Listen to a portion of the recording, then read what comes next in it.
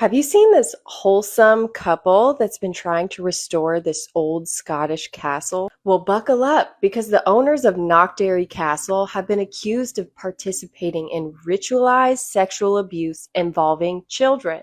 This is the story of a large-scale human trafficking cult and the subsequent cover-up from authorities in Utah, allegedly. David Leavitt is the former Utah County attorney. Him and his father are members of the Mormon Church of Jesus Christ of Latter-day Saints, which has been accused many times of ritualized sexual abuse and subsequent cover-ups. His father also founded the Leavitt Group, one of the largest independent insurance brokerages in the nation. David Leavitt and his wife were part of an investigation alleging that they sexually abused children between the years of 1990 and 2010. The 151-page document alleges that the victim and other young children within the satanic cult were abused, cannibalized, and murdered. Not only that, but the members of this cult would intimidate, blackmail, and stalk them to deter them from speaking out about the horrifying treatment they endured. The specific document pertaining to David Leavitt is on page 49, where the victim alleges that after she was displayed at a party like livestock, David subsequently her. The investigation suspiciously never made it to court. Unfortunately, unsurprising, as we've seen what happened with the Epstein files. What's even more horrifying is that David Leavitt admitted to bribing a Native American tribal leader into allowing him to adopt a Native child. During an interview, he described how he enticed the leader into allowing the adoption by telling him that he would use his political connections to broker an international sale of the tribe's buffalo. The 6-month-old baby had been taken from her mother due to an arrest and issues with drug abuse. But according to the law, especially with Native adoptions, family members get the first right to custody. The father, uncle, and grandmother all wanted custody of the child, but they were steamrolled by Leavitt simply because he had political influence. The same man who is being accused of ritualistically abusing young children now has custody of an innocent Native child. One of the main investigators into the illegal adoption, Noel Ingalls, was improperly removed from the investigation, then investigated himself, and his career was ruined, no doubt because of David and his family's political power. This story needs to go viral. Knockderry Castle has over 1 million followers, all of them oblivious to how evil and sadistic this couple truly is. And welcome to We're the People. This is your host, Jason Preston. This show you are about to watch has been the years in the making. It affects everything we're doing. And it really goes back, especially where, we've been received a demand letter over one of the current cases we're dealing with in Heber. People say, well, why are you willing to still put the video up? Why are you willing to stand at such risk? And the answer is this: we have been investigating this in our state for years. We have spoken to over 100 victims of this type of abuse. We know it is real. We know that we have a very good idea how deep this issue reaches. And, a year and a half ago, we received a demand letter threatening us to take down the very first show we did on this topic, the Shadows of Power, the first two. We refused to because we believed the Hamblin girls. We shared their story. If you haven't watched it, I would implore you to go and watch those first few videos. They're very difficult to watch, but it is important because the show is about these girls, what they experienced, the hell, the torture, the things they experience. And when you listen to them, when you go through and you read their statements, there's no way these young girls, these sisters made it up. It's an amazing sisters, the power of these young women standing up together. Well, one of the people they mentioned in those victim statements as one of the perpetrators is who came at us. We refused to take it down because we knew that this was a real issue. Well, today we're going to be doing a deep dive into that and David Leavitt, who is now rebuilding his image as an Instagram influencer.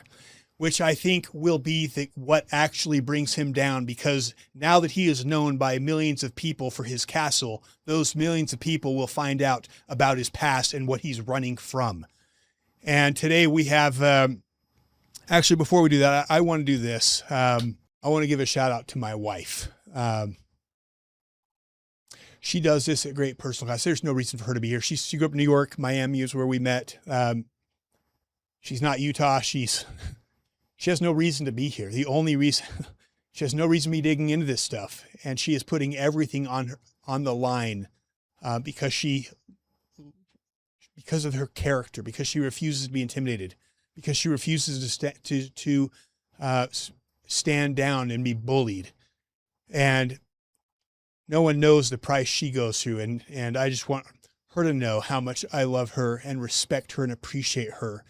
And the heavy, heavy burden she voluntarily carries to do this. There is no benefit. There is nothing we're getting on this. We don't like being in the spotlight.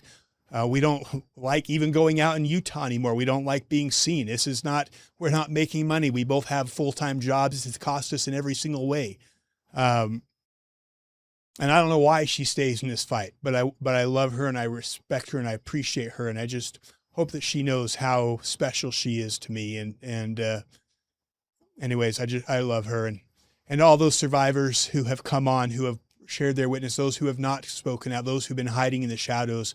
I want you to know that we know that this is real. We know the abuse is real. We know that this hidden network does exist. And we know that your voices have been buried, along with many voices who literally have been silenced permanently. And there is an army of people who refuse to be silenced, who refuse to be quiet, and will pay any price to bring this out into the daylight. And the reality is lawsuits can come, but the truth will prevail. And if not in this life, in the next life. And all that matters to me and to many of us on this channel, many of those who you see in the comments, is that we stand on the right side of this fight. And so today, as you watch this very important show, it is one more witness of the corruption, one more witness that what we are talking about is real, and more witnesses will come until this network of evil is completely brought down and destroyed. And God is in the process of doing that. And one of the people I believe he is using is this great man who we're about to welcome, Derrick Broze. Thank you. And I appreciate everybody's support. So I want to introduce you to someone who I think is having an incredible impact right now, and who is shedding so much light on what has happened behind the scenes with David Leavitt. Again, the rule of law, does it apply to all of us or does it not apply? And are institutions being protected? Has the church got interfered with justice? So without further ado, we have Derrick. Broze. He is an incredible investigative journalist. He's been on the road. He's stranded right now. And I just want to thank him for jumping on with us for a last minute interview, because the work he has done has been absolutely incredible, and he has an incredible story to share with you. So with that being said, Derrick, welcome to We Are the People. Thank you for having me on. I really appreciate it. So Derrick, tell me first off, how did this come onto your radar? Because, we're here in Utah and we've known about David Leavitt for quite some time. We've known about the Hamblin, the abuse, the illegal adoption, and we've been trying to, scream about this. And of course, the local media here in Utah does nothing but silence, and they won't talk about this. How did this come on your radar? And then tell us what you've learned. Sure. So I started following the David Hamblin, David Leavitt saga pretty much as soon as the Utah County Sheriff's Office announced their investigation back in 2022. So I have my own website, and I also write for thelastamericanvagabond.com. And so I started doing articles back then pretty much as soon as it was announced and following that saga. And I will say that when I first started to report on it, immediately, as you guys know, there are so many people who feel very strongly about this, both within and former LDS members and just citizens of Utah who have heard about these things and seen these things. And I don't think there's probably been another story that I've ever done where I had so many people reach out to me, and specifically people reaching out with stories to share and stories to tell about their own abuse or about things that they knew.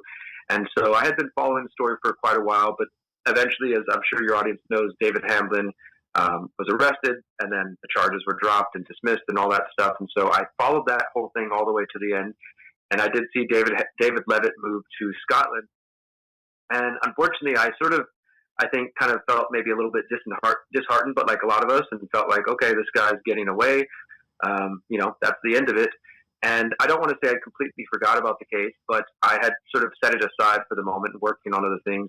And I had been looking for a whistleblower, which we knew was involved with Homeland Security investigations, one of the analysts who had been investigating David Leavitt, who had previously spoken to local Utah media and said that, he was being targeted. And then that's kind of the last we heard about it. I started to look into him further. I found that he had filed a whistleblower complaint and basically had his career destroyed. And then he had sort of disappeared into the shadows. And I started trying to track him down. I put out a video last year saying, please help me find this Utah whistleblower, to my audience. And some people were trying to help me find him. I didn't have too much success with actually getting him to answer the phone or an email, but although I did, was able to sort of locate where he was at. And then in the last 2 months, he reached out to me and said, here I am. I'm ready to talk to you. And so, I figured, all right, it's time to get back into this case. And so we had a good couple of phone calls and emails exchanges, and he started to share a lot of details. And that basically led to this new investigation that I released last week. And I'm happy to say that we are getting a positive response from yourself and other people, and as well as the family of the Native girl who was basically trafficked by David Leavitt. They have seen the report and they're very grateful for it. And I know that you're going to be speaking with Gary and others. And so it's been positive to see the response. And again, I will say I've had a lot of people reach out to me with even more evidence. So this is going to be the first of probably 2 to 3 more reports that I'm going to be doing, where we're going to get further into the details about the Mormon abuse hotline. I've got people reaching out, sharing details, like, records from that hotline, which I think the church would rather not see the public and see the light of day. And so, yeah, I've been following it since the beginning, and it's now that I have this conversation with this analyst, I was able to get more details and just trying to keep the light on David Leavitt. I will say one other thing that, because David Leavitt and his wife have reinvented themselves as influencers and remodeling this castle in Scotland. They've got 1.4 million followers on Instagram. They've got 700,000 on Facebook and all these other places. I did reach out to some other friends who care about this issue deeply. One of my friends, she is, she's just a mom, but she's got 150,000 followers on Instagram who pay attention to what she posts. And so I told her about this story, and she did a video about 2 weeks ago while I was working on the investigation, and I think it's got 100,000 plus views at this point. And that also started to generate some more interest, where people were going to the Knockderry Castle, David Leavitt and his wife's account, and commenting and asking. They've since started to block a lot of people. They recently blocked me. So they're very clearly aware of that the attention is kind of coming back on them right now. And then also, in line with that, I don't think it's coincidental that in the last 2 weeks, we've seen 2 fluff pieces come out about them. One in the Utah media saying, this Utah couple bought a castle and look how great it is. No mention of their history. And then just in the last 2 days, we've had an article come out from the Sunday Times, which is based in the UK. And specifically, they had one of their lead Scottish writers write this article and basically say that David Leavitt is the victim of trolls and people who are making up things about them. So I don't think that the timing of those things are coincidental. I think that they're feeling the pressure and feeling the heat again right now. Okay. 2 things. One, if you will send us the video that this influencer put together, I'll put that in the show so our audience can see that. And I'll encourage our audience to go to David Leavitt's page and call him out and expose what he's doing. Second, so let's just back up. So the Department of Homeland Security initially has been investigating David Hamblin since, is it 2016? Yeah, that's what I was told, that the investigation, I think actually it probably never ended from, for those who know the original case against David Hamblin back in 2012, but that was dismissed in 2014. even though it was dismissed in the courts, from what I was told, the HSI Homeland Security investigations, they never fully dropped the case. That basically continued on, and then by 2016, David Leavitt was absolutely being considered a suspect. Okay, so they were investigating him. Amy Hurdy, who is a journalist, had done a documentary where she had him on video admitting that he illegally basically bribed the Native American, the Northern Cheyenne. Yeah. Okay, so admitted he bribed them to get this baby, so trafficked the baby. Then Homeland Security, they started digging into this, taking it very seriously, investigating. And at one point, if I'm correct, what from what I understand is they decided to investigate the church's hotline to see if there was other people calling and talking about being ritualistically abused. Once they started reaching in and starting investigating that, something massive happened. Do you want to share that part? Because that to me is huge, because again, if this is my church, we should care about nothing more than protecting children, protecting the innocents, the most vulnerable among us, especially when we know, according to the Glenn Pace memo, and you are probably aware of this, we've interviewed over 100 people of this type of horrific abuse. It is very real. There's legislation in this state saying is real. The sheriff, I mean, there's no question we have a problem. So as soon as they go to dig into the hotline to find records and to see who else is called and see how big this issue and start investigating it, what happens? So yeah, you're absolutely correct. So the analyst told me that for those who don't really understand the hierarchy here, you've got a special agent who's kind of leading the investigation, and the analyst was kind of, you could say, his assistant or his partner. And the analyst told me that the special agent that he was working with came up with what he called a brilliant idea, which I agree was a brilliant idea. And he said, what if we subpoena the Mormon hotline, the sexual abuse hotline, where people report claims of sexual abuse, and we look to see if any of our suspects or any of our victims are listed in any of those documents. Maybe somebody else reported the same thing about David Leavitt or David Hamblin. Maybe one of the victims called in there. And so they thought this was a brilliant idea, and that they began the process of trying to subpoena the hotline. Unfortunately, the assistant special agent in charge above them and the supervisor above them, who also are members of the LDS, did not like this idea. And the way the analyst... Specifically Brandon Crane, is that correct? Brandon Crane, absolutely. Brandon Crane, yes. And this gentleman is still working within the U.S. government, and I've emailed him. I did my journalistic due diligence, and I emailed him and asked him for comments. As you can imagine, they're not eager to respond. But yeah, Brandon Crane is one of these. Spencer Martin's another one. And yeah, basically he said, everything hit the fan once they decided to go do that, and that's when things started to get shut down. That special agent who had this brilliant idea, he was basically shipped off to another office, to another city, and the message was sent, like, back off this. The analyst continued to pursue this case, and he had his whole career shut down. All of a sudden he started to be targeted. He said they put him under surveillance. They were getting into his phone, his iCloud. And he described to me a meeting, which I talk about in my report, where he is in the office with one of the U.S. attorneys and basically two of his superiors. One of them sitting at a desk, the way he described it to me. One of them was standing next to the desk, and he's in there.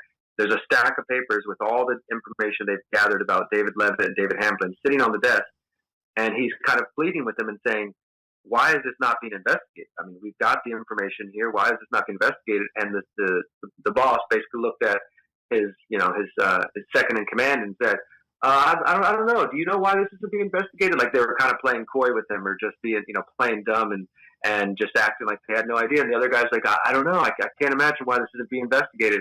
And he made it clear to me that, every time as you're doing an investigation, you write memos, you send it up to your boss and say, hey, here's something we're looking at. He said the boss didn't want to look at any of the memos, didn't want to talk about any of the details, and pretty much was taking the David Leavitt approach of saying, these people sound like they're mentally ill. These just sound like these are salacious claims. This is, it's all fake news, whatever you want to say, and was very dismissive of it.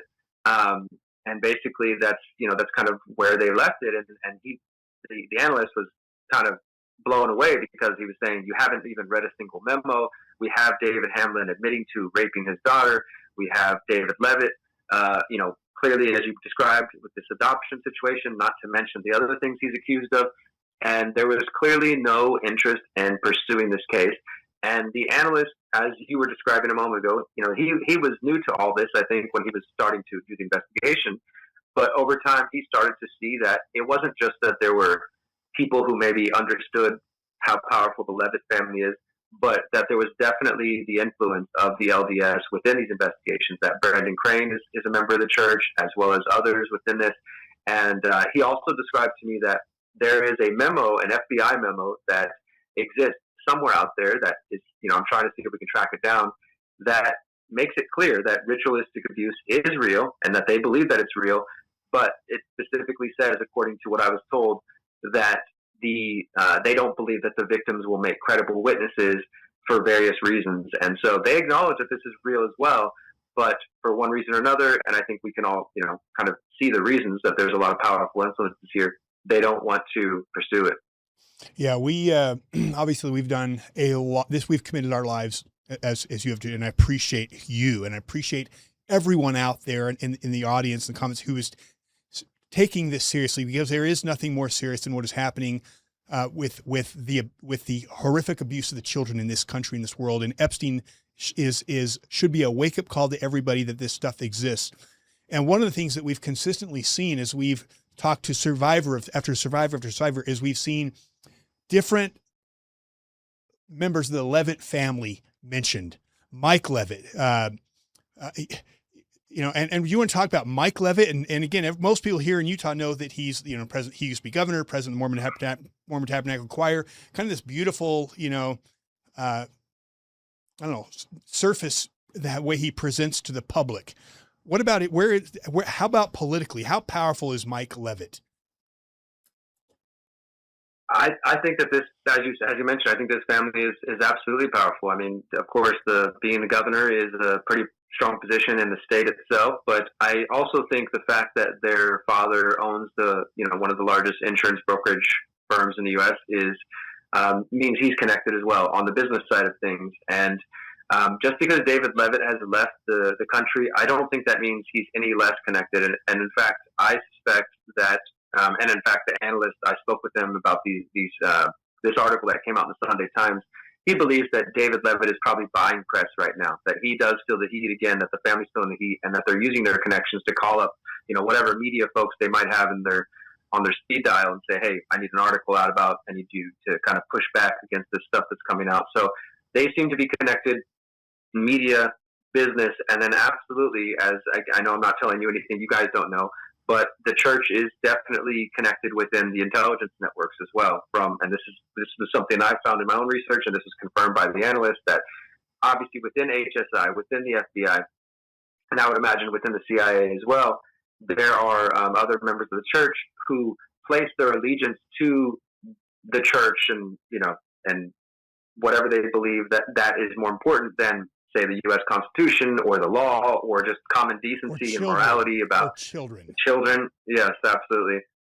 So I definitely think that this is a powerful family, and that's the reason why I framed the headline of my article is how a member of a powerful family, because I want people to understand that this isn't just anytime the child is abused is a horrible and reprehensible thing.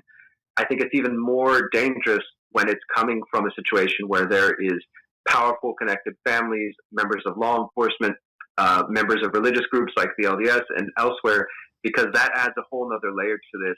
This isn't just some random abuse case that happens in your neighborhood. Again, horrible anytime it happens, but this is a part of a network of powerful people, as we saw in the accusations against David Hamblin and David Leavitt, where the victims accused numerous people of being a part of essentially of a cult within the church that are doing these kinds of things. And those people we're clearly seeing are protected by elements of law enforcement and elements of the U.S. government. Yeah, I mean, again, just like Epstein, like there's clearly a network. These are not, and one of the things that drives me crazy is you'll see Chad Daybell, you'll see small little families or individuals, the government, they will get exposed as isolated. This is the problem, just random, few people, but never will they investigate these networks that run so deep in the power structure of the state of Utah, or with Epstein through the government. I want to read just to kind of summarize this, what you've been exposed, and then I want to give you some last opportunity, because I know you're very short on time to comment on any of this. But here's what I understand is, and I want to share this with our audience as kind of the recap. So the analyst you interviewed says that Leavitt has been under investigation for sexual abuse allegations since 2016, tied to David Hamblin's ritual abuse case. Victim statements named Leavitt and his wife Shalom among 8 closest people to Hamblin. The accusations involved ritualistic sexual abuse, incest, rape, murder, and cannibalism going back to the 1990s.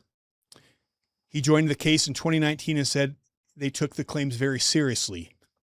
In 2020, they received a video from journalist Amy Hurdy. In it, Leavitt openly describes cutting a deal with Northern Cheyenne tribal president Lawrence Kilpack, trading a buffalo import agreement with Ukraine for fast-tracking the adoption of a Native American baby, bypassing the Indian Child Welfare Act and the family's consent. They added it to the human trafficking file. His bosses weren't interested. ASAC Steve Andrews called the allegations salacious without reading the briefs or talking to the victims. When the team wanted to subpoena the Mormon Church's internal abuse hotline, Supervisor Brandon Crane, who the analyst called a big-time Mormon, lost his shit. I guess that's what he said. Crane and Andres pulled the whole team off the case about 5 months after they got the video. The analyst then filed a whistleblower complaint. Andres retired. Crane got promoted to ASAC and stonewalled Utah County Sheriff Mike Smith. After the complaint, all hell broke loose. They spent $2 million investigating him. They got into his phone, his iCloud, everything, but they couldn't find anything to charge him with. He wasn't allowed in the office. Nobody would work with him. The stress got so bad that he had to resign and move.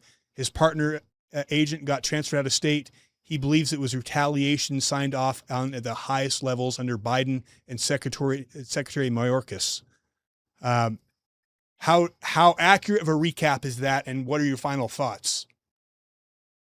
That's a perfect recap, exactly what I was told and what I was able to confirm. And, my final thoughts is that I want to just encourage, for one, thank you for the work that you and your show does and others. I know there's a lot of passionate people who care deeply about this, and many of you are reaching out to me with your own stories, and I want to let you know that I'm not going to let up on this. I feel a kind of a sense of reinvigoration to fight for this child and to fight for the victims of these people who, frankly, I think need to be behind bars and need to be exposed. It really sickens me to see them with 1 million+ followers who are fawning over them because they built a castle, who are remodeling a castle, who have no idea who they are and what they were accused of. And this is, I think, what we're trying to battle against. So I'm going to continue to stay on it. And to everybody who's been sending me your stories and sending me more details, thank you. Please do continue to send that to me. I am going to get to all those emails, and I will continue to report on this and to do whatever part I can to shine a light on this, because, as I said, it really does sicken me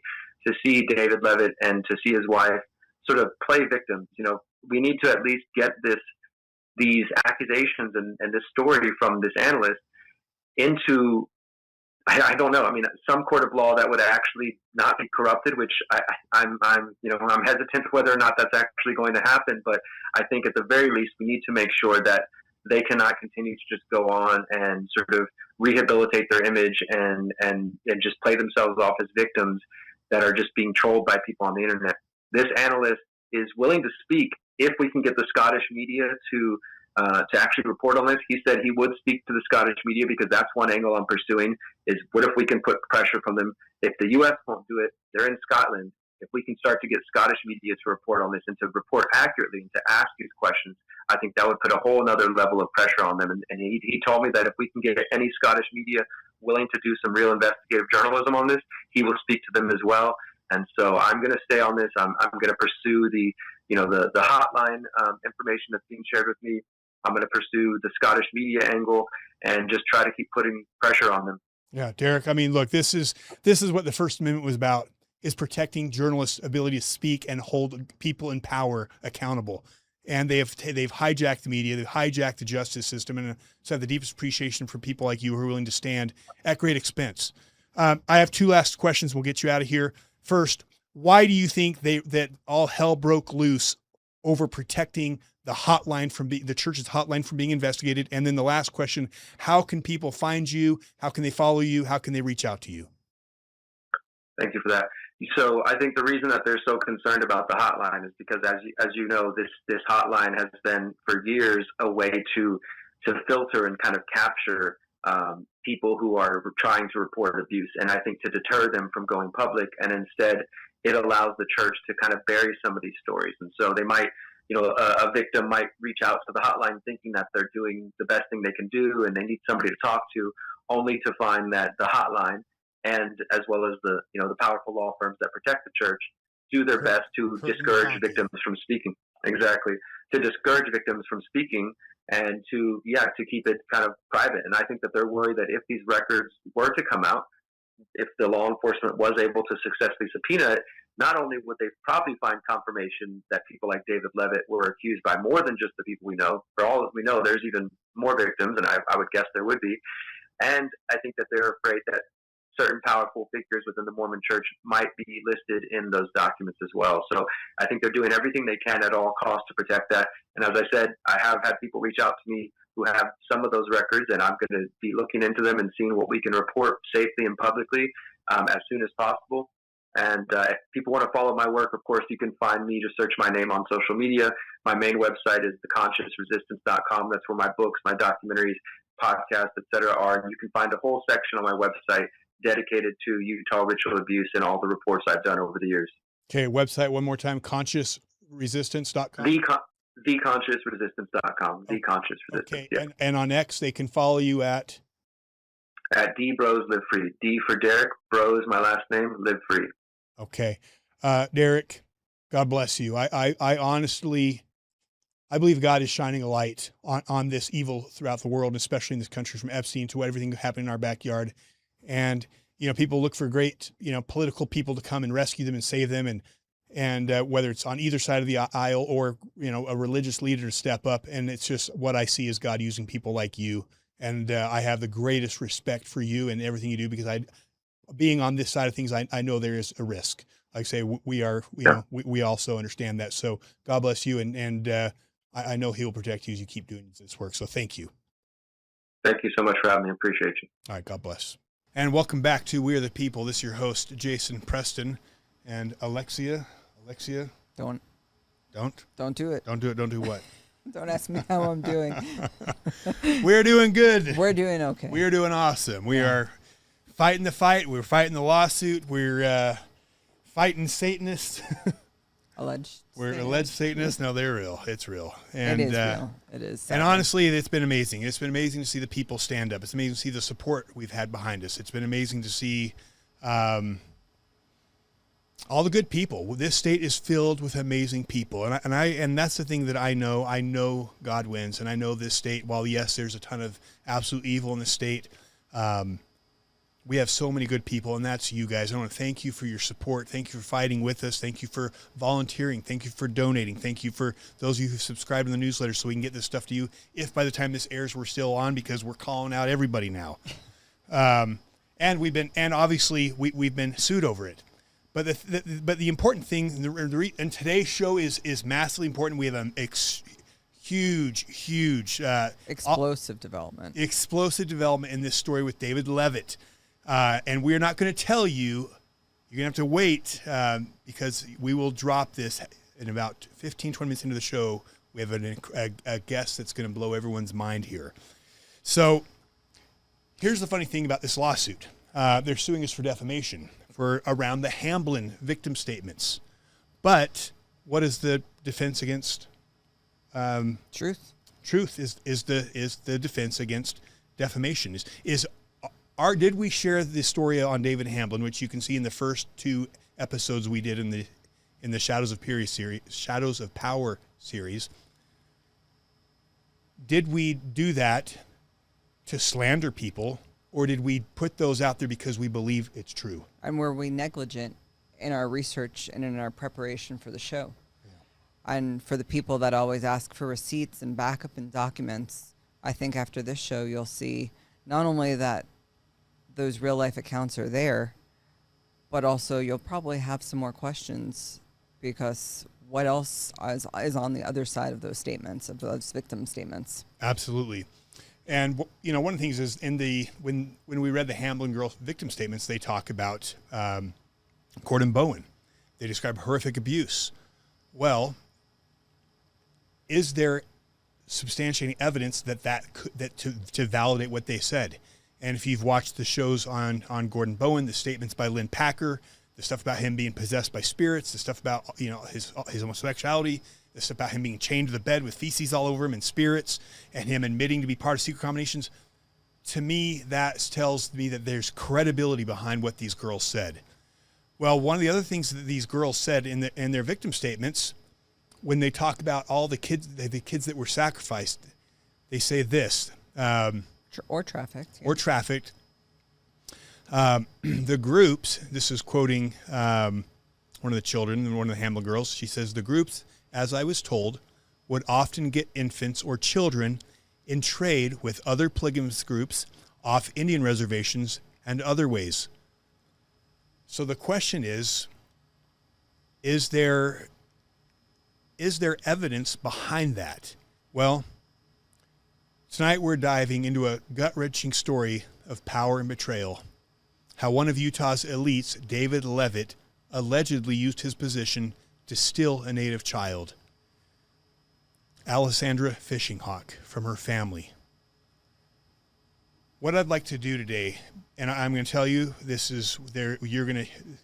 have an incredible development that's come because so many brave people have been coming and talking. But what we're going to do is we're going to go back and play some of the clips from that second Shadows of Power series where we laid this story out. And after we bring you up to speed so that you're familiar with this alleged kidnapping by David Leavitt, we're going to bring you some really damning evidence that will blow your mind. So let's rewind to what we shared 2 years ago.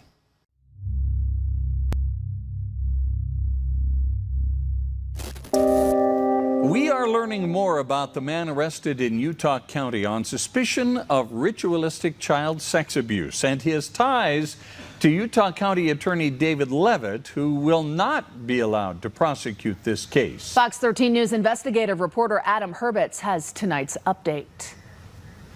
Well, there are a number of reasons why the Utah County Attorney's Office might have a conflict of interest. Not just because Leavitt named himself as a suspect earlier this year. He's also given multiple statements about his relationship with Hamblin and some of the alleged victims.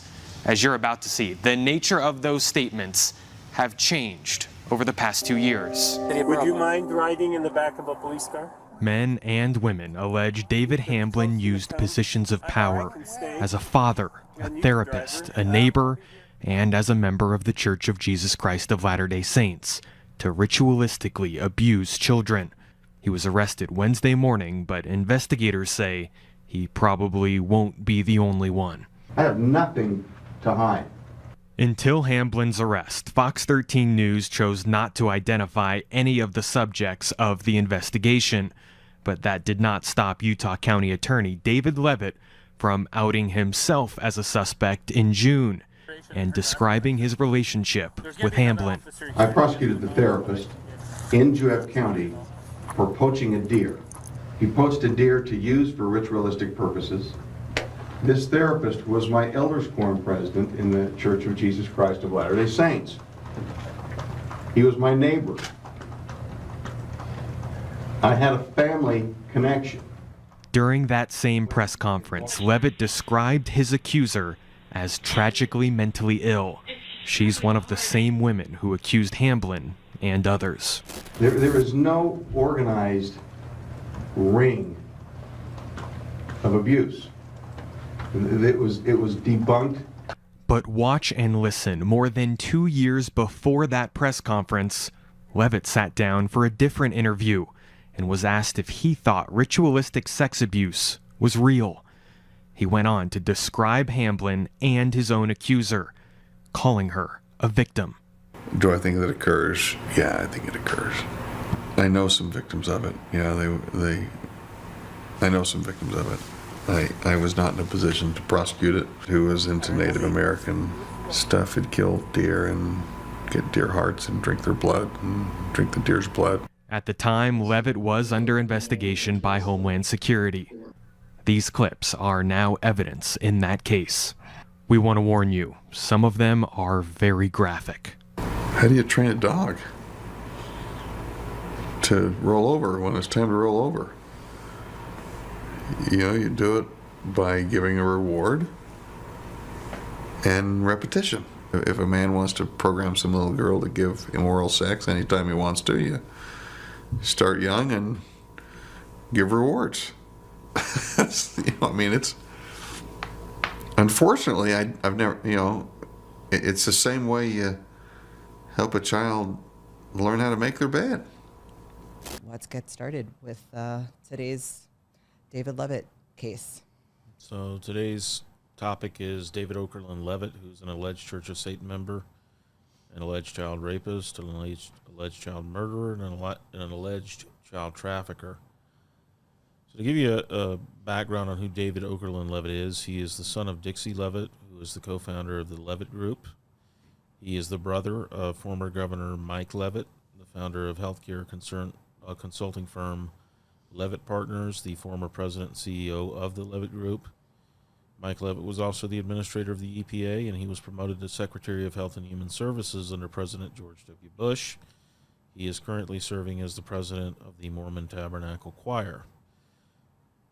David Okerlund Leavitt is the former Utah County and Juab County attorney. He's an alleged member of the LDS Church of Satan and a child rapist and murderer. He engaged in the illegal adoption of Alessandra Florence Fishing Hawk, a Native American girl off of the Northern Cheyenne Reservation in Montana. But I'm going to go over an example of David Leavitt buying a child. So he has a history with adoptions. He has adopted at least 2 Polynesian girls that I know of. The Adoption Center of Utah, headed by a man named James Webb, was the agency for one of David Leavitt's adoptions. Leavitt allegedly traded a car to Webb in lieu of adoption fees, then used his position as Juab County attorney, county prosecutor, to threaten Webb in order to compel him to return the car. Webb testified about this in court in one of his criminal cases because he was convicted of fraud in relation to his adoption business. So Leavitt's adoption irregularities do not end there. In 2017, Leavitt started the process of adopting a young girl from the Northern Cheyenne tribe in Montana. Despite the fact that federal law under the Indian Child Welfare Act gives priority to blood relatives of Native American children in adoptions and foster situations, David Leavitt was able to walk onto the reservation and walk out with the girl on the same day. Tell me when you've ever heard of a foster placement or an adoption being that expedited. Yeah, no. That doesn't exist. No. But he was able to do it. This is a picture of him with that girl at one of his little public appearances at a fire station. He's holding her. She's covering her ears. She doesn't like the sirens. Her name is Alessandra Florence Fishing Hawk. This is what happened with her. On September 20th, 2017, Alessandra Fishing Hawk's mother, Tona Fishing Hawk, dropped her off at the Rosebud Emergency Lodge on the Northern Cheyenne Reservation in Montana. She just gave up her child. On September 27th, 2017, David Okerlund Leavitt showed up to the Northern Cheyenne Reservation to meet with Tribal President Lawrence Chase Kilsback. Tribal Social Services would not allow Leavitt to take custody of Alessandra Fishing Hawk due to federal law and regulations, which barred him as a non-native from taking a Native American child he was unrelated to by blood for a foster placement or an adoption. The only way around ICWA, the Indian Child Welfare Act, is if the parents consent to your adoption. There's no evidence that both biological parents of Alessandra Fishing Hawk consented. In fact, Gary A. Valenzuela, the father, definitely did not consent, and he was not notified, which is required under ICWA. Right. So, in addition, Alessandra Fishing Hawk had a biological grandmother, Mary Medicine Top, who already had custody of Tona's other children. Mary would have been next in line for custody of Alessandra, along with Alessandra's biological father, Gary A. Valenzuela. Instead, David Leavitt walked off of the reservation with Alessandra Fishing Hawk in his custody on that same day, on September 27th, 2012. How he managed to do this is explained in a video clip where he basically confesses to the crime of bribery.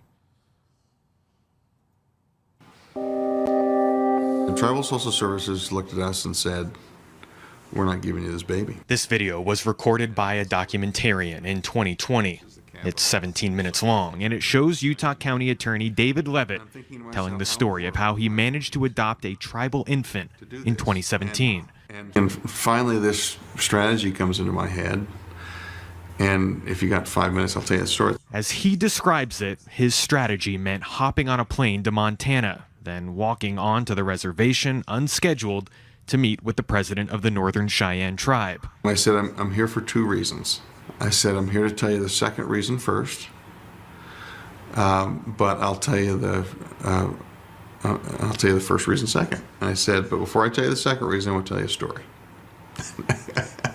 His story touches on the importance of family. Then it highlights his close friendship with former Ukrainian President Viktor Yushchenko. Victor and I have this goal of introducing buffalo into Western Ukraine. And you're a sovereign nation, and you have a buffalo herd, and Ukraine is a sovereign nation, and it doesn't have a buffalo herd, but it wants one. And so I'm here to try and see if we can form a bilateral agreement between the people of the Northern Cheyenne and the people of Ukraine to introduce buffalo to Western Ukraine. And at that point, he was all ears. I bet. And I said, that's the second reason why I'm here. The first reason why I'm here is this, that we want to adopt one of your people. He says tribal president Jace Kilsback gave his blessing, but tribal social services did not. So Leavitt went back to the president to try again. Watch and listen to how he describes the tribal president made a compelling argument to help Leavitt clear that final hurdle and take home the child that same day. He said, listen, the Leavitts are friends of the tribe. They're assets to the tribe for more than just this. I left, and 5 minutes later, the phone rang, and it was the social worker saying, I think I figured out a way to get this child to you. Jace Kilsback has declined to comment. At the time of this interview, he was in prison for fraud in an unrelated case. Unrelated. I wonder what's happened to that poor girl. She's in Scotland with David and Shalom Leavitt. Oh, jeez. Well, and it's important to note there is a Leavitt Foundation currently in Ukraine. The Leavitt Institute, which is David and Shalom Leavitt's nonprofit, they train lawyers in Ukraine, Poland, Moldova, and other Eastern European countries. All those countries have one thing in common. Corruption. Not just corruption, but a serious sex trafficking problem. And so he's in the Ukraine. He's operating in Moldova. He's operating in the Ukraine. He's operating in Poland. And he's a lawyer from America who's connected to a brother who's served in the Bush administration, has connections with the State Department. He would be ideally situated. Sorry, but let's interject what we just now found out about Ukraine, who they wanted to bring in. Maria Abramovich, who is a known Satanist and cannibalist. David Leavitt, by his own admission, offered to facilitate the export of buffalo from the Northern Cheyenne tribe to the Ukraine, utilizing his connections with the Ukrainian government in order to procure Alessandra Fishing Hawk. That is a bribe. And he's on tape admitting to it. I'm laughing about it. Yeah. So it gets worse. When I did the investigation and the research for the article that I wrote on this, I came across sources who told me that Lawrence Chase Kilsback had told an NBC News employee that Leavitt had paid him $30,000 for the adoption. This is not just a buffalo export agreement. He got $30,000 allegedly. Additionally, David Leavitt allegedly paid Tona Fishing Hawk to abandon her child so that he could then procure the child from the reservation. Tribal employees and Tona's own family members stated that Tona Fishing Hawk began driving a gold Cadillac.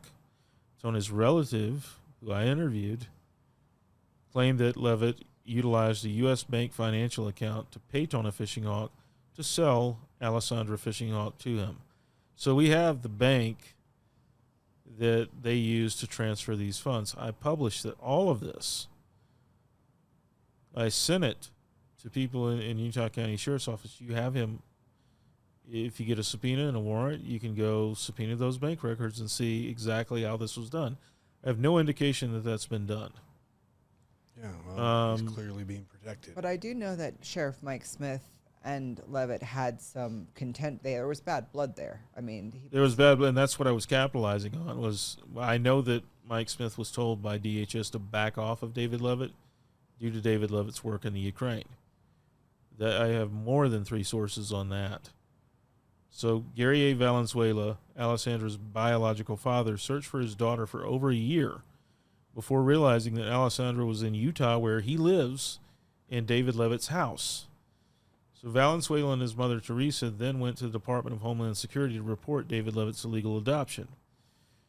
DHS Special Agent Adam Koneman and analyst Noel Ingalls were working the Hamblin case, which had been kicked up to DHS by the Provo Police Department in 2014. So going back to Alessandra, I would assume that there are numerous children available. Is there something special about why she was being targeted by Leavitt? We'll get to that. Patience, baby. So this is the letter that the United States Department of Interior Bureau of Indian Affairs sent to Gary Valenzuela explaining what happened with his daughter. According to our records, Alessandra was placed at the Rosebud Emergency Lodge Shelter on September 20th, 2017, and discharged on September 27th, 2017. Now, this is the biological father. What they don't tell him is who was she discharged with. Right. He has to chase his own tail for another, year, trying to get to the bottom of where his child is. And this is in November 8th, 2018. That's when this letter is dated. So this is the Northern Cheyenne Human Services Department, also in October 2018. They're talking to Judge Craig Powell, 4th Judicial District Court, Utah County, who's overseeing the adoption. The Northern Cheyenne Tribal Services Department did find the following individual listed in the Northern Cheyenne Tribal Enrollment Data Bank. 1. Alessandra Florence Fishing Hawk, date of birth 12/9/2016. This child does fall under the Indian Child Welfare Act. Please notify the Northern Cheyenne Tribe ICWA program of all future proceedings. Here's the problem with this. Right then and there, Craig Powell should have known something's wrong. He should have known David Leavitt went there and in one day managed to walk off the reservation with that child in his custody. That simply would not happen under the law. There's no legal way for him to do that. But he was able to do it, and then the judge in the case was notified a year later that she fell under ICWA, which meant that the adoption proceedings were illegitimate because ICWA gives tribal courts exclusive jurisdiction over adoptions involving children who are enrolled members of a Native American tribe. So the 4th Judicial District Court would have no jurisdiction over this adoption at all. But at this time, David Leavitt is Utah County's district attorney. Yeah. 2018. And so this is the resignation letter of Lawrence J. Skillsback. I want you to note the date. Let me see if I can. October something 2018. October 9th, 2018, he submits his resignation as the president of the Northern Cheyenne. Okay?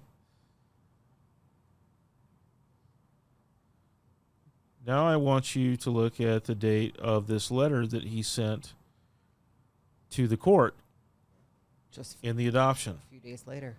3 days after he's resigned or submitted his resignation letter, he sends a letter to the court. Judge Powell, the Northern Cheyenne tribe considers David and Shalom Leavitt as the aunt and uncle of Tona Fishing Hawk and the great aunt and uncle of Alessandra Florence Fishing Hawk under tribal law and custom for all purposes, including for the purpose of Alessandra Florence Fishing Hawk. That's what $30,000 gets you. Wow. That's what a buffalo export gets you. Wow. It gets you a tribal president who has one of his parting shots going out of office, misrepresents the court, lies to the court that David and Shalom Leavitt are the aunt and uncle of Tona Fishing Hawk, Alessandra's mother, and the great aunt and uncle of Alessandra Florence Fishing Hawk. They are not. Right. And Jace Killsback is not the one who would make that determination. A tribal court would make that determination. Or maybe her father, even. Well, her father could consent to the adoption, and under ICWA, both Tona and Gary would have had to consent to the adoption for it to be valid. So ICWA falls by the wayside if both biological parents agree. That's how it could have been fast-tracked, but they still have to go through the process of finalizing it. But he didn't secure the consent of Gary A. Valenzuela. So the law on Indian adoptions is designed to protect Native children from being removed. Previously, Indian children were being placed with non-Native families, and this often ended in severe physical and sexual abuse, not to mention the loss of their culture, their language, everything. So the adoption proceedings with regard to Alessandra Fishing Hawk did not follow federal law. Her biological father, Gary A. Valenzuela, was never notified. Neither was her maternal grandmother, Mary Medicine Top. Either would have had a stronger case for custody of Alessandra than David Leavitt, because they're blood relations. Lawrence J. Killsback, tribal president, had no statutory authority to declare the Leavitts the relatives of Alessandra Fishing Hawk. His letter to the court stating as much was a lie, without basis in fact or law. Additionally, ICWA gives tribal courts exclusive jurisdictions over the adoptions of Native children. This jurisdiction was not followed. David Leavitt's adoption of Alessandra Fishing Hawk was illegal. By taking possession of Alessandra, Leavitt kidnapped and trafficked her. He had no legal right or legal authorization to take possession or custody of Alessandra Fishing Hawk. Despite this, he was able to finalize the adoption 3 years later. He is on video admitting to bribing Lawrence J. Killsback with the offer to export buffalo to the Ukraine, and he allegedly also paid Killsback $30,000. Leavitt allegedly bribed Alessandra's mother and paid for the child. So we filmed that show in September of 2023, I believe it was. So this has been a while since we've actually explored this. On a lot of our shows, we leave a lot of bombs, and then it's kind of left there. But what's interesting about this show is it's all come full circle, because as you heard the story of Alessandra Fishing Hawk, she was born in 2016, so she would be about 9 years old. So like many of you, you're wondering, where is Alessandra? Are they still looking for her? And I think we have the answers for a lot of those questions today. Yeah, but here's the thing. Now that you've watched that, first off, David Leavitt was one of the main perpetrators listed by these Hamblin girls in the victim statements. So here's the question we need to ask ourselves: do we still live in a country and a state that believes and applies the rule of law to all, or do we live in a state where the rule of law does not apply to elite families? And I think it's very important, because if we live in a state where certain laws apply to some people and but if you're certain part of certain family lines or bloodlines or groups, you're immune. I think this is a very dangerous time, especially, Alexia, when you look at how much this stuff went on in the 4th District Court. And allegedly they used corruption and power to allow Leavitt to steal a child. And my question is this: how can we trust that same justice system will give us justice when we're exposing corruption that happened in that justice system and by that DA? Well, and then it also is the rules and laws different when you're on a reservation or in a polygamous family? I mean, is there a gray area here? Is this an opportunity to prey on vulnerable populations because things might be different? You know, and my question is this. You brought it up. What has happened to this beautiful little girl? And what has happened to her parents? There's been, you know, and I will tell you, an absolute miracle came up when we had the rally about defending the children after Stuart Adam passed that legislation that protected his granddaughter from the sodomy and rape. We had an incredible two incredible individuals come up to us, and it was almost like, is this for real? And we are super excited and just honestly floored to introduce to you today Gary Valenzuela and his mother, Terry Valenzuela, with us today to tell what's really going on in this story. Because what you heard is only part of the story. And I will tell you, the story is far more interesting than we had any idea. I mean, so much of what we've covered is like, it's like out of a movie, and you can't even make this stuff up. Yes. But when you start getting into the details of it all, it's even wilder than anything you can see in a true crime fictitious movie. Yes. You all need to stop drinking tap water immediately. This is what a tap water pipe looks like. They're incredibly old, loaded with heavy metals and rust. And the water itself is full of toxins too. Pharmaceuticals, endocrine disruptors, forever chemicals, heavy metals, and hundreds more. This is what my water distiller looks like after filtering the waters, and that's not chocolate milk left over. You could go online and see exactly what's in your water. According to the EWG site, in Los Angeles, there are over 30 plus carcinogenic chemicals in your tap water. Do not go near tap water, do not drink it, do not shower in it, don't even look at it. Shocks me how few people realize this. You know, I'm really thankful for my mother. From the time I was young, she was always one of these health food fanatics. I've been blessed with good health because of my mother, because she fed us healthy food. She avoided the processed foods, the garbage food that you get at fast food restaurants. And one of the things I learned from a very young age is the dangers of what is in the tap water. We need healthy water. There's many things we could promote on this short show. And as you can imagine, we've had many people approach us to promote products. But I will not stand for things I do not believe in. I am a very principle-driven individual.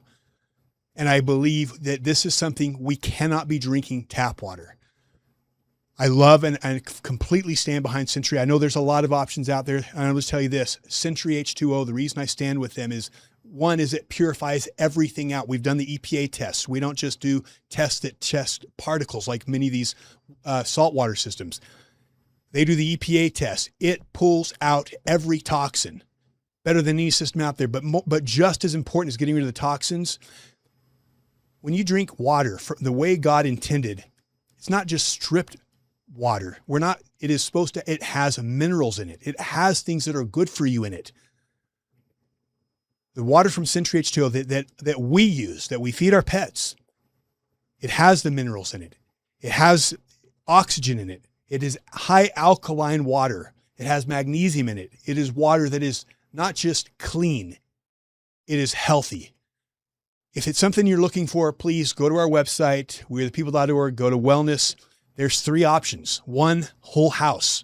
That's what we have. I shower in it. We bathe in it. I don't want that garbage on me or my family or my kids. In fact, I've got these systems for my kids. 2, if that's not an option for you, you're not ready for that, you can get something just for under your sink, which is going to get your drinking water under control. And for those of you who have that or are looking for another option, an option that everyone should have is, we think about emergency preparedness. We in this state understand the importance of having food, but how long can you go without water? When the average person when you're going to need at least a gallon a day to survive. Well, they have a system for preparedness. It's a system that you can pump water out of literally Utah Lake, the most toxic, filthy water, and it will filter that into water that is better than you can get anywhere, better than any RO water. And you can take that with you. To me, that should be a part of everybody's emergency preparedness plan. And you can go to our website. There's those 3 options. You can find it. It'll take you to Century H2O's website. put in our code, We Are the People. You're going to get a 10% discount. These guys are great. They don't take it. They could charge far more for their product. I value this company as a God-fearing, good company. It's why I like working with them, and they believe and support you and our cause. So check them out. Make sure you are protecting your family with the most important thing. We are made of water, and we need to be drinking clean, purified, healthy water. Thank you so much. And let's get back to the show. And thank you guys for all your support. We honestly, I can't get ever on here and not tell you how much we love you and appreciate you. So Gary and Terry, welcome. Thank you. You guys have been on an incredible journey. Your life's been turned upside down the last 9 years. It's been about 9 years. My daughter will be 9 this year as of December. So Gary, I promise you, our audience is very interested in hearing from your perspective as the father of Alessandra, who was, allegedly kidnapped, trafficked by a high-level politician, someone who has a lot of power and influence. Will you please share with our audience your story? What happened? This all started when I was told by my daughter's mother, Tona Fishing Hawk, that she was going to put our daughter up for adoption. And to me, it was questionable because she mentioned that it's best if you consent to my uncle adopting her. And I was with Tona for a good 6 months. We had a solid relationship, and the uncle that I thought she was referencing to, the first thing I thought was, there's no way I'm giving my daughter up for adoption to her uncle. And that was because, he's just, I knew him as more of a drinking buddy. And for me, like, my life has changed since then. I've been sober now for 9 years, since pretty much my daughter's birth. And that was just, for me, it was a straight up no. And so I just ended up responding with, well, if that's what you're willing to do, then pretty much I'm going to file a petition in the 3rd District Court for full custody. And then I didn't hear anything from Tona. Is this all in Montana, or is this here in Utah? This was here. Here in Utah. Because I believe that Tona was still here in Utah. Okay. And she was either here in Utah or she was in Montana. But so I got that message, and the first thing I was just like, well, I'm going to go to the 3rd District Court, because that's a court that I had to file a petition for, because I'm in Salt Lake County. And I didn't get a response. I actually got the paperwork returned to sender, because there was no, on the reservations, there's no physical addresses. It's all P.O. boxes, and there's one post office. So I got that back, and then I was just like, all right, so where's this going to go? And I believe it was around November. So this was October of 2017 or 2018? It was October 2017, 2018. It was my daughter was about close to a year. And November, I received a petition for full custody from the Northern Cheyenne Reservation. So I figured this is actually going to work out better for us, because it will be the tribe that has the say over the situation of, like, where my daughter is going to be best. So were you born on the reservation? No, I'm actually Chumash. Chumash. So I'm Chumash. We're a coastal band from California. So all the West Coast is where my tribe is from. It's interesting, because when you think of Native Americans, even I used to think that the Native Americans were, always Plains Indians, headdresses and horseback. Yeah. My tribe wore grass skirts, and we lived in huts on the beach. Oh, yeah, I like your vibe. So what's the tie to Montana? Is that Tona's? Yeah. side? So Tona is her father.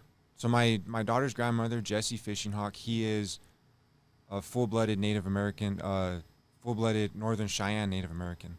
And Tona, I believe, is Native American full-blooded. She's full-blooded Native American, but she is Northern Cheyenne and I believe Arapaho. And that's through Mary Grace. And so that's the Northern Cheyenne Reservation is where Jesse Fishing Hawk and Mary Grace Medicine Top, I believe, met. So that's the connection to the Northern Cheyenne Reservation. So I got the petition from the tribe, and I was told that I was to appear in court, and I just figured that's where I'm going to go. And then that's how all of this started. And then I have documents that say there's more to it. These documents say a lot without saying a lot. Okay. Walk us through.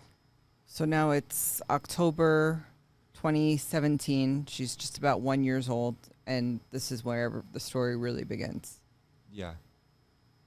And just so that everyone knows, all these documents, they are copyrighted, and it is surprising to my mom and I that these documents have been given to Homeland Security investigations, so HSI, ICE.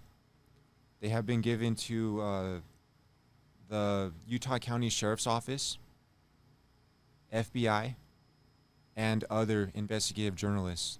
And this was back in starting of like 2017. So people have had this for all this time, and no one seems to have done anything about it. Wow. And the crazy thing is, with HSI and the Utah County Sheriff's Office, well, my mom and I, we both got the same response that was, we're waiting for HSI to finish their investigation, and then it was, we're waiting for Utah County Sheriff's Office to finish their investigation. So you've been fighting to get your daughter, and these guys have been playing games with you for 10 years. It's well, been, at this yeah. point. Go ahead. Oh. Yeah, 2 years. It was 2 years as far as law enforcement, and they actually, Juan Munoz from HSI, it's Homeland Security. Yeah.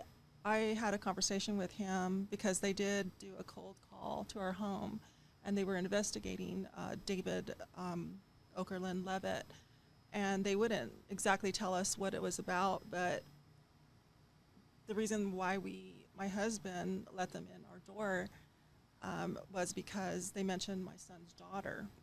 So we actually end up reporting to them for 2.5 hours or 3 hours, close to. It was, yeah, a good 2-3 hours, and told them everything that we had accumulated through our own investigations. And so then what happened was investigative journalists started contacting us from NBC New York, and it was really, really crazy. But I always believed that it was important not to hinder an investigation. So I called Juan Munoz, and he said, well, all they want is a juicy story. So don't you want justice? And so we decided not to talk. So that went on for 2 years. We could not say anything to anybody. So who had Alessandra at this point? We were told that Homeland Security approached us. So with Goel, like what he said was that I approached Homeland Security. We didn't know who to talk to. It's a typical. You think you can talk to cops. Mm-hmm. You think you can talk to everyone's like, go and talk to a lawyer. So we didn't know who to talk to up to this point. And my daughter was with David Leavitt and Shalom Leavitt. And Mike Smith, the Utah County Sheriff's Office, the Utah County Sheriff, he said that Leavitt was at a dinner party or something talking about how he adopted this Native American girl. And Mike Smith said something didn't sit right with him. And then he contacted Homeland Security. And reported it. And then Pull the mic over. And then he reported it, and he said that David Leavitt was bragging. That he has basically stole the baby. Yes. Your baby. Yeah, in a roundabout way, yeah. So how accurate would you say that depiction was, that clip, that 20 minutes of the show?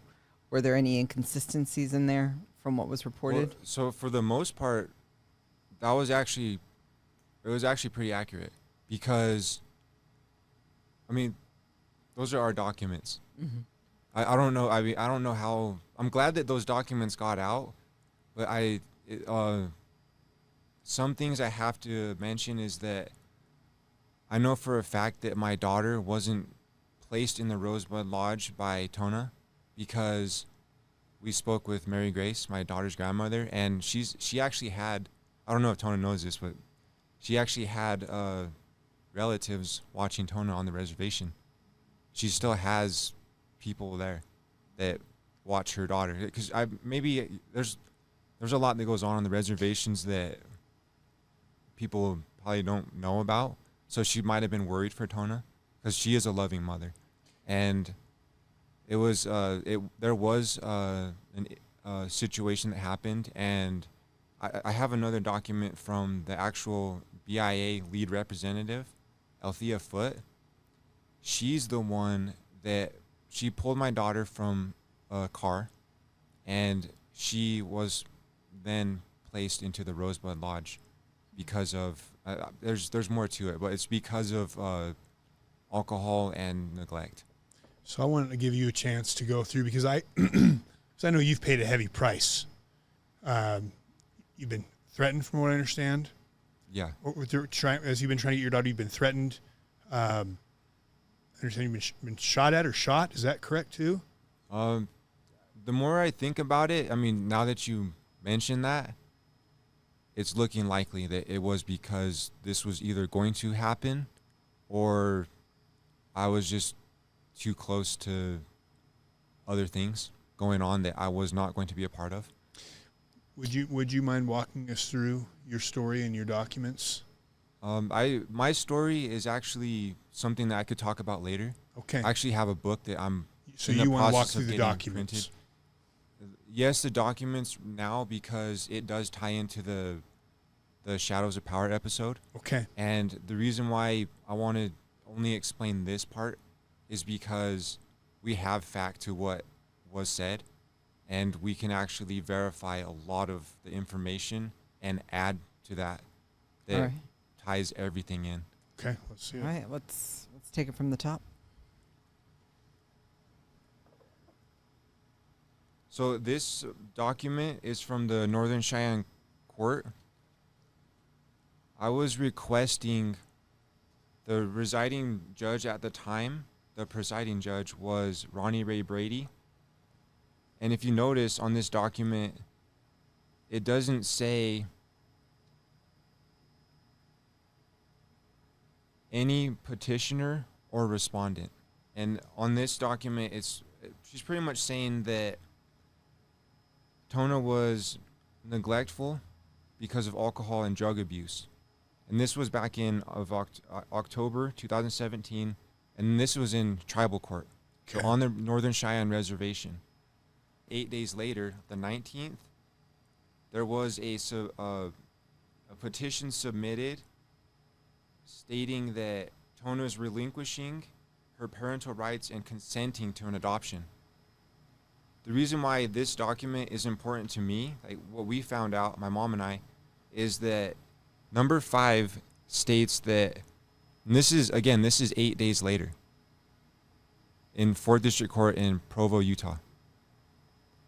It's stating that I am not under the influence of alcohol or drugs, legal or illegal. This is Tona making This the is statement. Tona consenting to an adoption and relinquishing parental rights. And that she's a good mother. And then I'll tell you the truth, I don't even know if that's her official signature, but it is signed by Tona Fishing Hawk. And if you notice, the judge that was presiding over this case all the way through that should have signed was Craig Powell. For whatever reason, there's a M. James Brady that signed this document. And then if you notice on the tribal court document, it was Ronnie Ray Brady. So So I don't know if there's any family connection, family ties to that court, to the 4th District Court. Yeah. And then when I went to court, she was actually, I don't know if they said she retired or she was no longer the presiding judge. It was actually Judge John J. Robinson. So judges changed. Yeah. And then on this document, and this, again, so David Leavitt and Shalom Leavitt, they represented themselves. And I only acquired these documents because I went to the court, and as my daughter's father, I was told that I can just get these. I didn't even have an attorney. I didn't know what to do. And they still gave me all the documents. So they were already filing this without an attorney representing themselves, which should have been a conflict of interest because David Leavitt was the DA at the time. Yes. Yes, absolutely right. And this document is saying that as a Native American and member of the Northern Cheyenne tribe, Tona has special rights afforded her under the Indian Child Welfare Act, including the right to vacate her relinquishment and consent prior to the finalization of the adoption. The judge is pretty much saying that he notified her that an adoption could take place at any time without further notice to her, and that after the finalization of the adoption, she would have no right to vacate such relinquishment and consent. So that's pretty much, they're just saying it's said and done, which is not true, because ICWA should have notified me as well. As the father. Yeah, And it then- needs to be both parents? Yes. Yes. And also, if it doesn't, so say for whatever, whatever reason, like which I would never do, if I didn't consent, it would go to the family. There's always someone willing to take care of a child. And I'm not just saying a Native American child. I would think that there's always a family member that would be willing to step up and care for a family member, a child. And from what I understand, they claim to have sent you information and you didn't respond. Is it according to them? That was a later date, and that was for another. That's when the Leavitt stopped representing themselves, and that was because I'll get to that. Okay. But that was because of something that was submitted that they did not like. Yeah, and you have proof of that too. And So then this is all happening behind your back. You have no awareness of this. You just happened to come across these documents because you were able to get them as her father. Yeah. Go ahead, Mom. So what happened is we went through more than 22 attorneys. One of the attorneys that I spoke with said that, what he said was, do you realize since your son is her father, he has every right to get copies of everything that has been filed in the 4th District Court. And so that was kind of like, that was bingo. Yeah. Because I thought, well, we don't know what's going on. Let's go and see about it. And it was really hard to get all the copies, but we did. And when was this? So this is all happening 2017. When did you actually become aware of these documents and were able to abstract them? I would say about 2019. So it was 2 whole years Yeah, later it was, that you were found out. Yeah, because the only thing is, when I got the tribal court documents, I figured that's the way that's going to go. Mm-hmm. And then we show up at tribal court, and the judge called in sick. Tona didn't show up. Her representation didn't show up, which was David Leavitt. And then I requested an emergency tribal court hearing. I went to the there was a college across the street. It's the Chief I don't want to missay the name. Okay. You don't need to say his name if you don't want to. I believe Chief Woodenleg. I can. This is on the reservation? Yeah. So there's a college, and it's across from the tribal court building. And I went over there. I took my 3rd District Court petition for full custody and rewrote it for the tribal court right then and there, and submitted my petition for full custody from the tribe. So you were telling us a little bit before the show about the tribal court experience. It's not what we're used to in our normal American courts or even here in Utah. Why don't you tell us a little bit about what it's like It was in actually tribal court? it was actually a very clean process. Everything was one page. They had fill out, pretty much you fill out your name, the date, your cause, what you're here for, and submit the payment, submit the fee, and we'll see if we can get you a court case. Said and done. But you're the only one who showed up for this specific hearing? For this one, yeah. And then for tribal court, I'm not sure if tribal court even, I don't even know if it really happens. Because it didn't seem like I guess we're used to being Americanized. And in trial, in court, you have your setup for your jury, you have there's the judges see, and with tribal court I think it was probably people just go in and then the judge just makes a decision, like more not like a trial, or I think they want it just said and done. Let's just get this over with, because a lot of it is probably all the same. But you show up, no one's there, you smell something fishy. Oh, go ahead, Mom. What do you got? So we had been planning for more than about a year, and to go to the court hearing. And so my husband and I drove with Gary, and the clerk knew we were coming in from Utah. And so we got there about 2 days before. Was it about 2 days before? At least a day before. And when we arrived to the courthouse, the lights were off and no one was there, just the one court clerk. And she said, "I am so sorry. I feel so bad for you guys. The judge called in sick." What do you think? What do you think was going on? So, I mean, now that we're on that subject, so John J. Robinson, he was actually at one point the chief. Oh. He was actually a chief of the tribe, and he got booted because he called out the Rosebud Lodge for child abuse. So we didn't touch much on Rosebud in the show, I don't believe. Could you just? Well, I don't know if we're going to go down that road. I'll just say it as simple as it is. If you ask me, it's kind of weird because I believe it's an orphanage.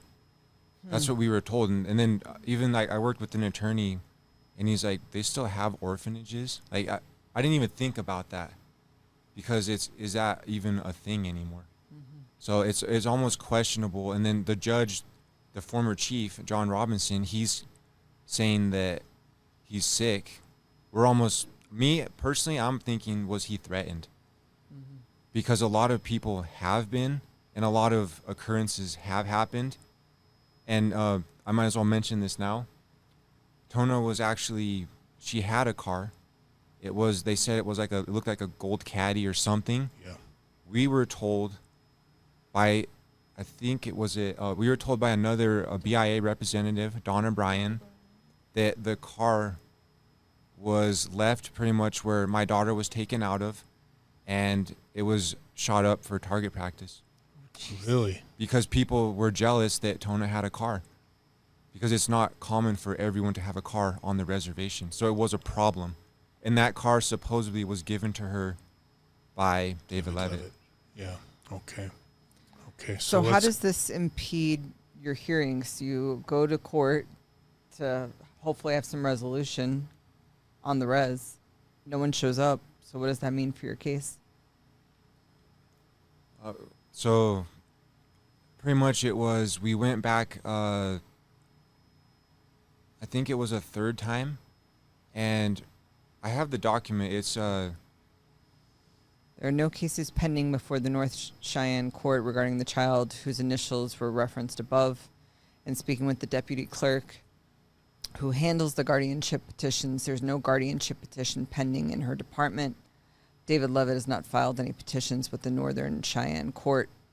So very much just a case closed? It was, yeah, I would say a case closed. And that was because there was a case open in 4th District Court in Utah County. So the res pushes it back. Yeah, and to the thing Utah. is, I would say personally the judge didn't actually have that say either, because it should be the tribe because of ICWA. Right. ICWA should have been involved, and they weren't given that say. Can you just briefly summarize what ICWA is for some of our viewers that don't know about the laws? Oh yeah, I actually found this out myself because of what we're going through. ICWA is the Indian Child Welfare Act of 1978. It was actually started because the Mormon Church was taking too many Native American children, and it was through assimilation. They wanted to teach them, I believe, their ways, and then send them back to the reservations so that they could take that teaching back with them. But then it turned into more of conflict because the natives that weren't being taken were actually, I guess they were probably looked down upon, because it was like, well, now you're not educated in our way. And but it was a good way to get out, because we've actually heard the better side of it because of Mary Grace. Mary Grace actually, she's a very educated woman. She's elderly now, but when I hear her speak, I'm just like, there is proof that there was good with it.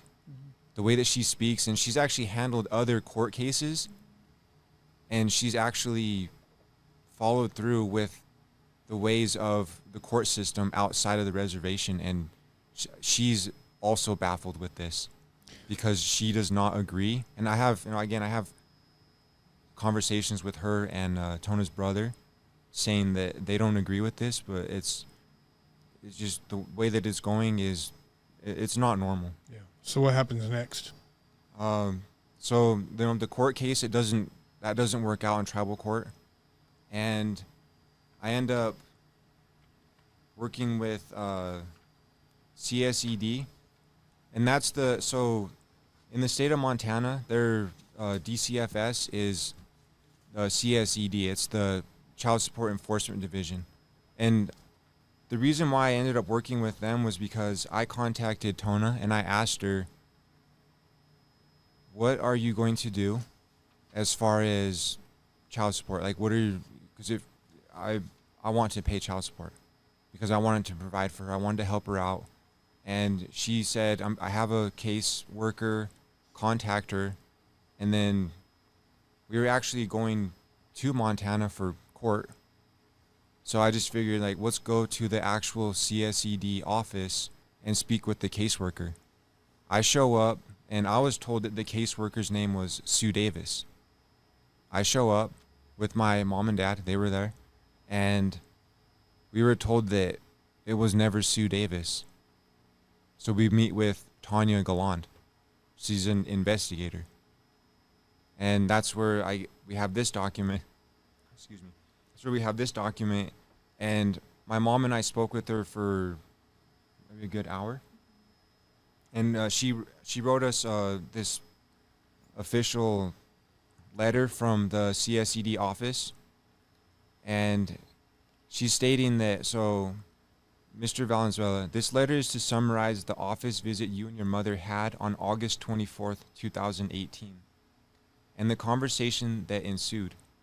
Both you and your mother demonstrated concern about the whereabouts of child Alessandra. You had received documents for tribal court in Montana in regards to an action, but those were dismissed because Miss Fishinghawk did not show up. You were hoping to get the chance to see your child during the court hearing to gain contact with the child. You indicated that you thought the custodial parent and child were residing in Utah, but were under the impression the child was not residing with the mother. You inquired if this could be a child abduction case because it was your understanding the child had been left with someone while the mother moved from motel to motel, and there was proof to that. I advised for you to contact a local self-help law clinic and see if they could assist you in getting a parenting plan in place. I also advised you be in contact with your local child protective services because you were having concerns of the child's welfare and location. You indicated that until December 2017, you had contact with the mother who would update you with information on the child. I concluded our conversation with explaining that child support and child custody are two different issues. Nothing we can do to help with custody and to contact your clerk of court or legal services. Sincerely, Tanya Galland, investigator. So she's pretty much saying that we reported an abduction, and she told us, do your own investigation. So we did. We already were in that process of doing that, but she was more of like, I can't help you. That's what she was telling us. Just pushing you off, Yeah. basically. And she actually had a good story too, because she was saying that something similar happened to her and she ended up doing it herself, because obviously that system's not working or it doesn't seem to be working for everyone. How are you feeling at this point? Excuse me? How are you feeling at this point? I would say I was mad, because it's a runaround of a system that doesn't. It's a system set up to help you, but when you go to the system for help, it's not helping you. It's almost the same as like everything ties into government corruption, because you're not getting the help that you need from the government. You knew at this point there was corruption. You knew that this stuff was I kind of figured. And the thing is, like, we didn't know that David Leavitt was on the court bar for the tribal court until the day before we were going to court. I was sitting in the hotel we were staying at, and I was reading over the list, because I actually contacted some of the attorneys to see if I can get representation. And the reason why I went by myself without representation finally was because I called an attorney, and her husband actually answered. And he's like, well, what are you asking? It's like, I need an attorney that can practice tribal law, because there's only so many that can do that. David Leavitt he's not a tribal attorney. He doesn't know tribal law. Even though he sits on the council. And he actually told my parents he approached their home. He actually told them, let's not take this to court. These things don't work out in court. David Leavitt said that. David Leavitt. At what phase did he do that? This was probably 2019, 2020. So around just for a little further Yeah, it was, along. And at what point were you still in touch with Tona, with the mother? I don't know the exact dates. I have them. I heard from her I was sending her my daughter care packages, and I was sending Tona anything she requested for our daughter. I was on it. Like after work, tired after work, just I would get it, mail it out as soon as I could. I'd send her care packages, and the confirmation that I had that she was actually receiving them was because of Mary Grace. She would call her mom and say, "Oh, look what Gary sent," even for my daughter's sister, because Tona was she was a single mother. She had our new baby, and she had her 1-year-old. I know with other people. Yeah, and she was she obviously you're gonna need help, even if you have two parents. You still need help with a child, because a baby's a baby needs help. Did any of her other children go through strange abduction type scenarios, or just the one you had with her? That you're aware of? It's questionable. I question it because of what my daughter's going through, and I don't know, because she does have other children. I won't mention too much on that are with their parents, and 2 of them are with family, but our daughter is not with. Our daughter doesn't know any of her family. Wow. Which is, it's to me, it's surprising. So even though you're sending her care packages and they're getting it, is Alessandra still with her, or is she with the Leavitts now? I believe she got some things, but I actually, as messed up as it is, I'm going to say it, because there's a Facebook marketplace, and I actually saw that Tona was selling some of the items that I sent. So my daughter, the reason why these things were important was because I was sending her dresses and shoes, like cute little shoes for a girl, the socks with the lace for holidays. I wanted her to have her Christmas dresses, her Easter dresses, all her and necessities.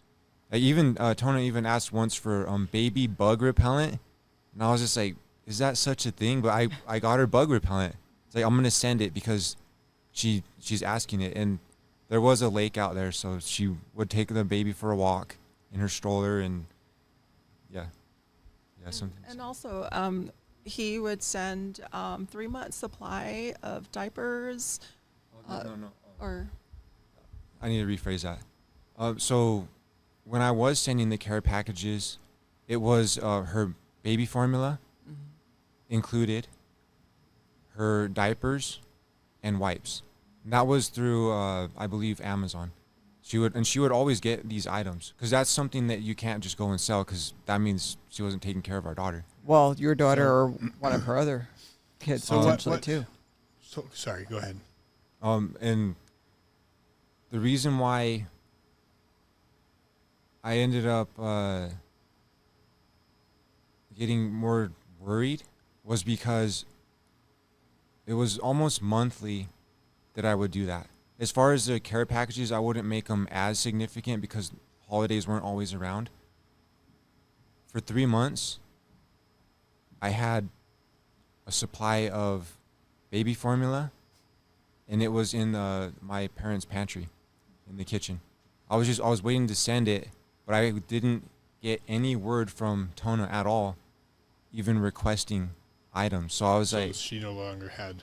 She obviously didn't because it was more like, I need this now. But she's not telling you. So what happens next year with? So this is back to the CSED. I wrote back to Tanya Galland because pretty much we were doing our own investigation, and I wrote back to her. My name is Gary Andrew Valenzuela. I am writing this letter in regards to the case number that we were assigned, and I'm letting her know that I was paying child support since 2016. And I recently found out that my daughter was not with her mother anymore, and she was still collecting child support. So I let her know she relinquished her parental rights according to the 4th District Court on October 19th of 2017. And then they were requesting an address because they wanted to contact Tona to say, we'll get in contact with her so that we can ask her, do you still need to collect child support from Gary? Mm-hmm. They didn't get a response. And then I got a response from Tanya Galland again. Mr. Valenzuela, I'm in receipt of your letter concerning Ms. Fishing Hawk's apparent relinquishment of rights to the child. Your child support case is set to close January of 2019 because Ms. Fishing Hawk has not responded to our request or information.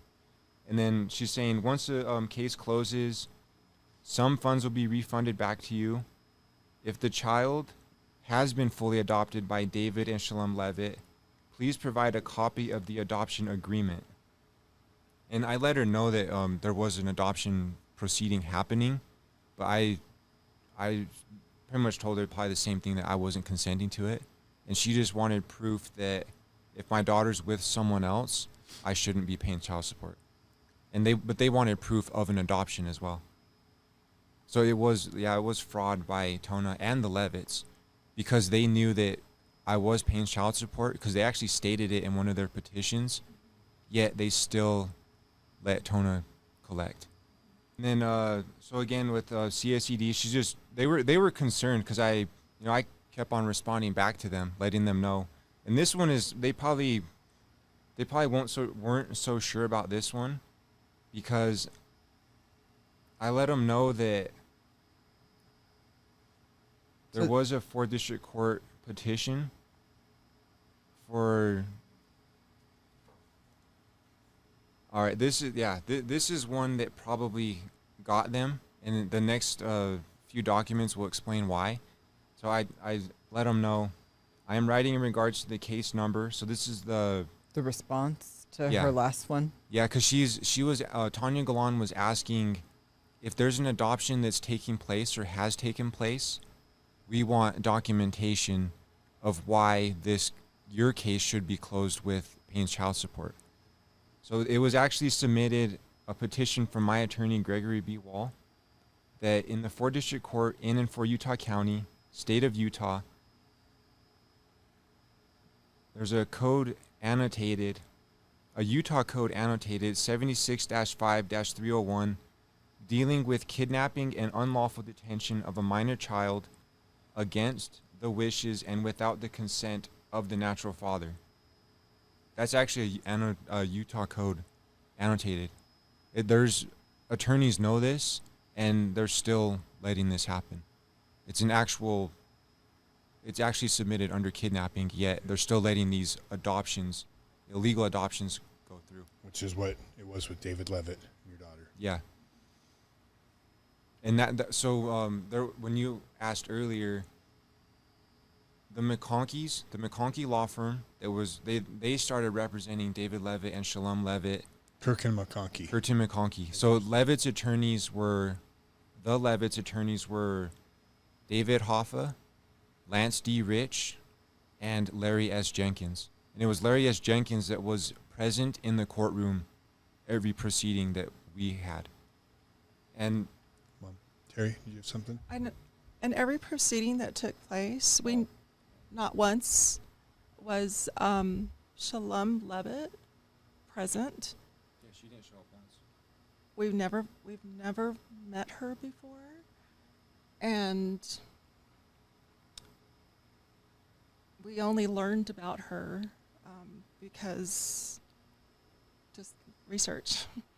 So it's supposed to be. They say adoptions are supposed to be really happy, but it was not. It was illegal. And now that my mom mentions that, one thing that I really found odd was when someone has a child, when you're going to have a baby, you announce it everywhere. Mm-hmm. And I'm talking about a woman that's pregnant, and it's like, when Tona was pregnant, I was calling up my friends, I was telling my brothers, I was telling everyone's like, I'm going to be having a baby. And even my grandma, she's like, did you get a DNA test? I'm like, yes, grandma. Like, cause she California, but it's not just California. She just sees it different. And like my one grandma, and then I'm just like, I was announcing it. I was like, well, we're having a baby. I'm like, all right. Like, was that ever called into dispute that you were the father? No, it wasn't. It was just trying to keep him out of the picture so that he couldn't stop the adoption by not giving his consent. Yeah, because he had the ability to stop it. Yeah, and it was. I mean, that should be any father, because how does a person just say like, oh, the father's not here? Like, there's like, well, how'd you get pregnant? Yeah. I mean, it's kind of if you understand. So obviously your daughter's being kidnapped illegally without your consent. Do you even know who the Leavitts are at this point? You don't even know who they are. You just see it's some powerful family. Is that what you see, or no? I had no idea who the Leavitts were, and my parents, when David Leavitt showed up at my parents' home, he was almost so sure that they knew who he was. Like, almost like, I'm David Leavitt. I'm a big deal. Like, and then I didn't find out till later. I was like, oh, he's Mike Leavitt's brother, the former governor of Utah. I'm like, I don't even know who Mike Leavitt is still. I just know that he was the former governor of Utah. Yeah. My dad just he said he's like, oh, he's like, who you, David? He's like, Levine, and Leavitt was just like, and he was like, you should know who I am. Like, we really don't. We don't know who you are. Peons. Yeah, it was just one of those, like, I am curious when you figured out who this guy was, but we can get to that later. It took some time. Yeah. And I still don't know, like, how it even, Tona's uncle, like, I met most of her family. But that's a fabrication. He's obviously not her uncle. He's not. No. But it called it, as we showed in the Shadows of Power show, it showed it as his great uncle or something. Yeah, and I can get to that as well. And there's more to that. So. And I wanted to echo that just a bit, because when he was on our front porch, my husband would not let him in. It was a red light for my husband. And so we were mentioning that Tona had other children, and she had 3 older children he knew nothing about. He says, well, I know of her youngest ones, but not her oldest. And to me, that was a red flag, because, and this is one thing that I do question, because so Tona has 3 sons, and they're older now. I don't know their ages, and she has 2 other daughters. David Leavitt was he pretty much was saying, well, I know about her 2 other daughters, but she has sons. Like, in other words, like, I don't care about her sons, like, but she has 2 other daughters, like 2 other little girls. Interesting. Well, and something I brought up in the show that I don't think ever got really addressed is why Alessandra? Why was there something? You're not the first person to ask us that. I've talked to people on the street that, good close friends of mine. My mom asked some close friends of mine, and everyone's just like, why your daughter? Like, what? Why your daughter? It's a common question, and it's not just like, it's more of like, it's not just asking a question. It's almost like, for what reason did they take your daughter? Yeah. There's more to that. Mom, do you have a theory? There's a bigger picture and a great grand cause that we need to further reflect, contemplate, and write about it. The first part of it was, I believe, is these people thought she was a throwaway. So what I did was I started to calculate how many family members that she has, and to this date, living family members, not including the Fishing Hawk family generations that I have not met. I've only heard about. On the Valenzuela side, both grandparents. She has 400 living family members, and they all want her back. They're all praying and waiting for her. We have a whole community that's been waiting and asking. And the hard part for me is I can't speak about these things because they're too deep, very sad and traumatizing to try and tell a little grandma what's been happening, what we've heard, what we've learned. Their words, both maternal and paternal, which is my mom and my husband's mom, they're just waiting, and their words are, when do we get to meet her? Never met her. No. Well, she's Native American, and they've taken her. They've changed her name to Emma, dyed her hair. I mean, how does that make you guys feel? You know for a fact they dyed her hair? That's what I understand. I've seen a recent picture of her, and her hair looks natural, but I'm maybe not at one sure point. now. I know at one point it was, so maybe it's not. But I know they changed her name too. I'm gonna say it. Fake family, fake name, illegal, not right. Yeah. No, the whole thing stinks. The whole thing is the whole thing stinks. Not real. She's not your daughter, Shalom. So, your theory about a throwaway baby, I don't know if, I mean, the awful, awful stories we heard about ritual abuse and sacrifice, that might jive with, but not someone that's prized by the Leavitts the way she's been masqueraded around and brought all over the country, or world, really, brought to Scotland. So, is there something potentially, and this is all just anecdotal, but is there something that you think maybe in the bloodlines that's prized, being a full-blooded, she would be full-blooded Native American, right? Well, so actually, that's funny because I recently found out that on my dad's side, I'm actually Irish. Oh. So I'm not full-blooded. I actually have more lineage than I thought. Wow. So her being in Scotland, I'm just kind of like, well, it is, it is what it is, but hopefully it brings attention to other parts of the country that this is happening, and it's trying to be masked or taken somewhere else. Like it's not going to be known. Sure. No matter where my daughter goes, I believe it's known, and people should be aware that just because someone says or claims, and it's funny because I didn't realize, but I saw a picture of my daughter recently, and she's actually darker than I thought.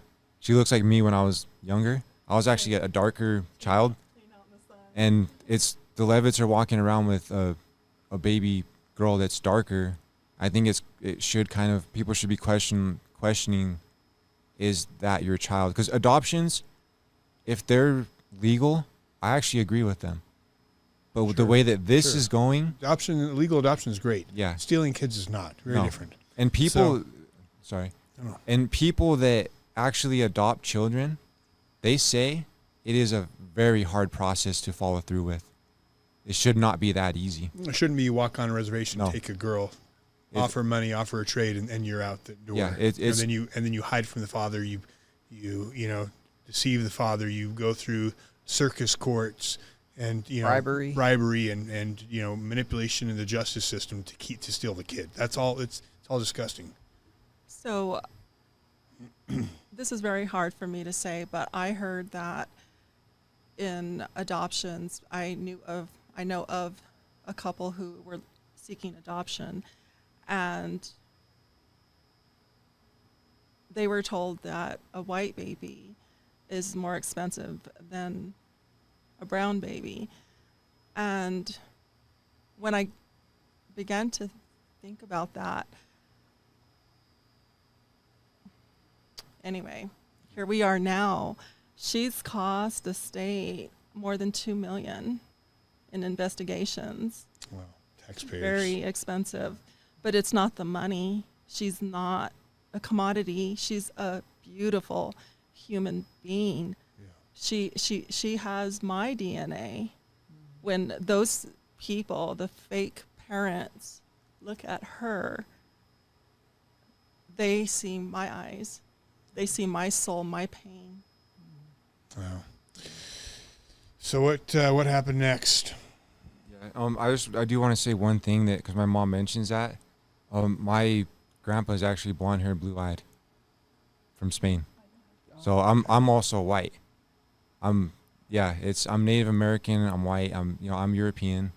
I'm proud of all of my heritage. It has nothing to do with being just Native American. But for some reason, wrong is wrong. It is. It's wrong. This is about trafficking, using the manipulating the legal system to traffic a child. Yeah, that's exactly what it is, and people don't want to hear that because they make it look legit. Especially when you're in a position of power and influence, like a DA. Yeah. Right. So when I wrote back to the CSED, and I just let them know that there was a petition submitted that it was for under kidnapping. After that was submitted in the court, we actually didn't hear back from the McConkey law firm for a good 3 months. And after you have, I believe, 28 days to respond. It should have been a closed case, ended in our favor. Right. And they said that for something that we submitted, that they said because you didn't respond within 28 days, it's said and done. So it worked in their favor, but not in ours. Right. They didn't respond for 3 months. Again, one legal system for us, another legal system if your father is a state senator and your brother is a former governor and U.S. Secretary of Health and Human Services under, the president. So, yeah. And then this is where things changed with child support, CSED, Child Support Enforcement Division.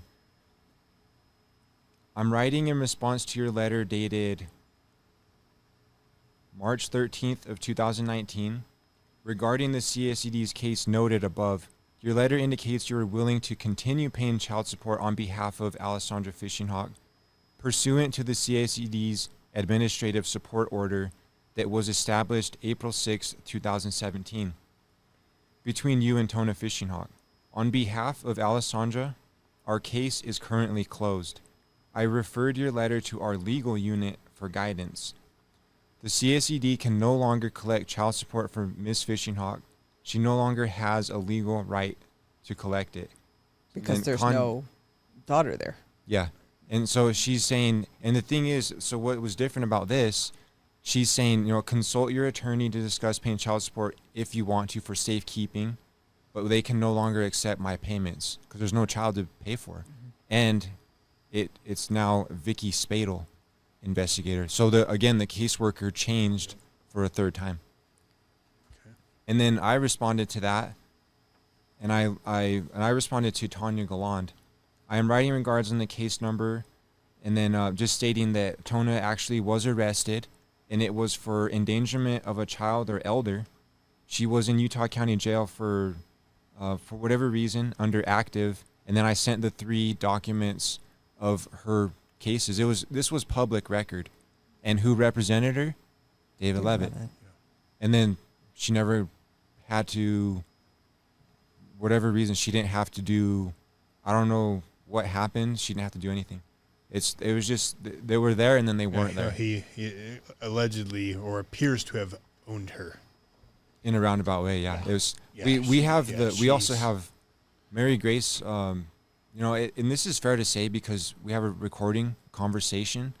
Mary Grace saying that, and I'm going to say it because we have her permission, that Tona was locked up on the reservation and David Leavitt actually cornered her in her cell, and something, we don't know what happened, but Mary Grace said that Tona was at her home in Utah County, and she said that Tona had tears in her eyes, saying, "It's best if I let Alessandra go." Pretty much, she didn't have a choice, and Mary Grace was just like, "That's not my daughter." She said something. She knew something was wrong, and it was probably just to stay out of jail, which is, if for some things, like she has a record. I mean, it's obvious that she has been in trouble. She wasn't hiding that fact. Mm-hmm. I know other people that have records, very good people. Yeah. Tona's a good mother. He used that to control her. And that's what I think he wanted from someone. I don't know why, but I get the sense that he probably thought I had a record just because of the way I look and who I was hanging out with. He was wrong. Yeah. So I still had conversations with Tona's mother and her brother, and they're pretty much saying the same thing. Like, it's just, they're just buying out in any way that they can, and we don't know who else, because it's not that simple as just paying off Tona if that's what was happening. Because I don't know if that's true or not. Sure. Okay. And then Vicky Spadel, she actually wrote a handwritten note on this official letter. As stated in my letter to you dated April 10th of 2019, the CACD's case is closed. Please see the printed copy attached. So they pretty much, they got sick and tired of hearing from me, because I told them what they wanted to hear, and then it was, don't contact us anymore. And I think it was because of the official document saying kidnapping on it, because that's a real thing. And the only thing they were addressing there was the payments. They weren't even talking about the abduction. Yeah, it was all about, we can't take your money anymore. Yeah. It was almost like, well, what happened with your daughter? They didn't care. They didn't care. And then, so that was that. And then this right here, this document this was submitted. Oh, so actually this is, This is a conversation between my mom and Mary Grace. So this was on Thursday, October 11th, 2018, Gary was able to get in touch with Mary Grace Medicine Top and spoke with her for 39.40 minutes. She is Alessandra's grandmother on the maternal side, Tona Fishing Hawk's mother. Mary Grace affirms that she received images of the gifts Gary sent to Alessandra from Tona, stating, "Look what Gary sent the baby she spoke about, how cute the baby is, and how much she looks just like Gary." She stated she had people watching Tona in Montana. Her dad lived with her, but that she didn't do her job in taking care of him. He is disabled, and Tona would leave her 2 youngest daughters and Alessandra with him for days. It happened often. He would ask people to find her. Then she got a DUI, child endangerment, with the 2 children in the car and Alessandra. Social services took the children and the baby. Alessandra went to the orphanage on the reservation. Mary Grace said she has a niece, Charlene Little Oldman, that works in social services and saw the baby there and took her home and cared for her for over a month. Tona got a DUI and child endangerment. David Leavitt got the charges dropped. Tona's mother said David Leavitt continues giving Tona money whenever she wants. Tona is on drugs. Mary Grace stated that the reason the baby might be in their home is because the Leavitts were on top of the adoption list in Utah and asking about Alessandra. Mary Grace's sister-in-law mentioned the baby and they heard about her. David Leavitt, according to her, is not keeping up the native heritage because Alessandra has been gone for a year and she has only seen her once. Mary Grace stated that she got into an argument with David and Shalom and said she told them, "You know this is not right. Alessandra has a father." She has not spoke with them since. Mary Grace called social services. She called the tribe to ask what were her chances of David Leavitt adopting the baby. They told her she, the grandmother, had a better chance. Mary Grace claims there is no court order on her concerning her granddaughter. She said if she is doing something wrong, then she wants to know. She mentioned she is on the waiting list for a liver transplant. Mary Grace stated David Leavitt paid to be on the board of attorneys for the Northern Cheyenne tribe. She claims he likes to buy people off. The tribal president, Jace Killsback, never said a word on David Leavitt taking the baby. Alessandra, according to Mary Grace. Mary Grace says David Leavitt is buying a child. It is like kidnapping. And then this is the 5th affirmative defense, literally submitted from an attorney, saying that it's a 5th affirmative defense saying that my daughter was legally kidnapped. It's the petitioners have violated the provisions of 76-5-301 Utah Code annotated, dealing with the kidnapping and unlawful detention of a minor child against the wishes and without the consent of the natural father. Wherefore, having fully answered the amended petition of adoption of the petitioners, the respondent father demands that they take nothing thereby, that their petition be dismissed, that the father be awarded full and immediate custody of the child, and that he be awarded his costs and fees incurred in this matter in a sum of not less than $7,500. Dated 11th day of January 2019. Gregory B. Wall and Wall, attorneys for natural father. And at that time, it was Cassandra Gallegos that was in the courtroom with us as representation. And she was,